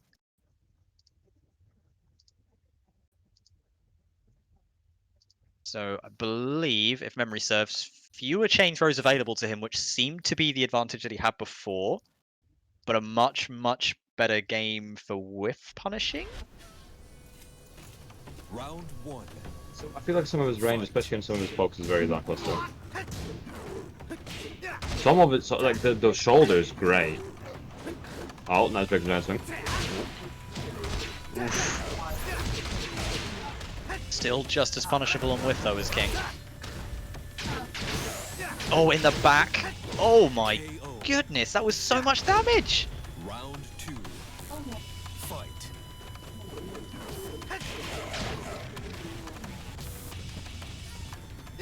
Spacing. Bolt looks a lot more fluid with his movement now. Before he was kind of stuttering a little bit before, now it's like butter. Oh, and he finally throws out the down forward too. The actual king has a, you can't really wave dash as easily on that. You have to do it differently to do a normal standard wave dash you would on anyone else. Yeah, Armor King's got a true Mishima style wave dash, I think, right? Yeah. But Bolt really pulling ahead here, like Schrodingre. Oh, nice duck, but he needs to really break the momentum. Oh, see, that was a lovely wave dash. Did you see how far he pushed him to the wall there with that one set of wave dashes? That was mad. And it re-angled as well, so if he tried to step, it would have re-angled to match him. Oh, no, he gets the pickup. Nice punish. No break. Oh, 1+2. No punish! Rage. Oh no! Oh, and Bolt taking it. You win. Man, extremely good try by Schrodingre there, though. You could tell what he was going for, and it was starting to work. Yeah. But Noxus gets some messed up Oki situations off of forward 4, and they paid off that game. From Baltimore coming up the whole way, to break the momentum after the first game and then keep that momentum going the whole time. That's impressive stuff. Yeah, it certainly was.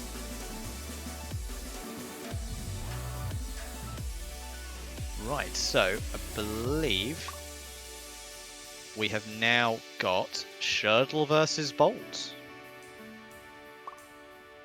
So I guess Elisa versus Noctis, unless Shirdel thinks that maybe Marduk. I just want to see Marduk, to be honest. Like I keep saying, Shirdel might pick him. I just hope that he does. Marduk's a joy to watch. Again, similar to King, like you can really make that character young because of his moveset and variety, you know. Mm. Also, Resident Evil 8 confirmed to come to Steam. Pog Jump. Yes. Okay, that's good. 2021 though, so we'll be here for a while. Yeah, that's going to be the case with a lot of games at the moment, though. Yeah, it's so good. Oh my god, Oh, it's so good. Get ready for the next I have battle. a feeling. Did the stream die, or did I just refresh Stream the died. page accidentally? Stream died.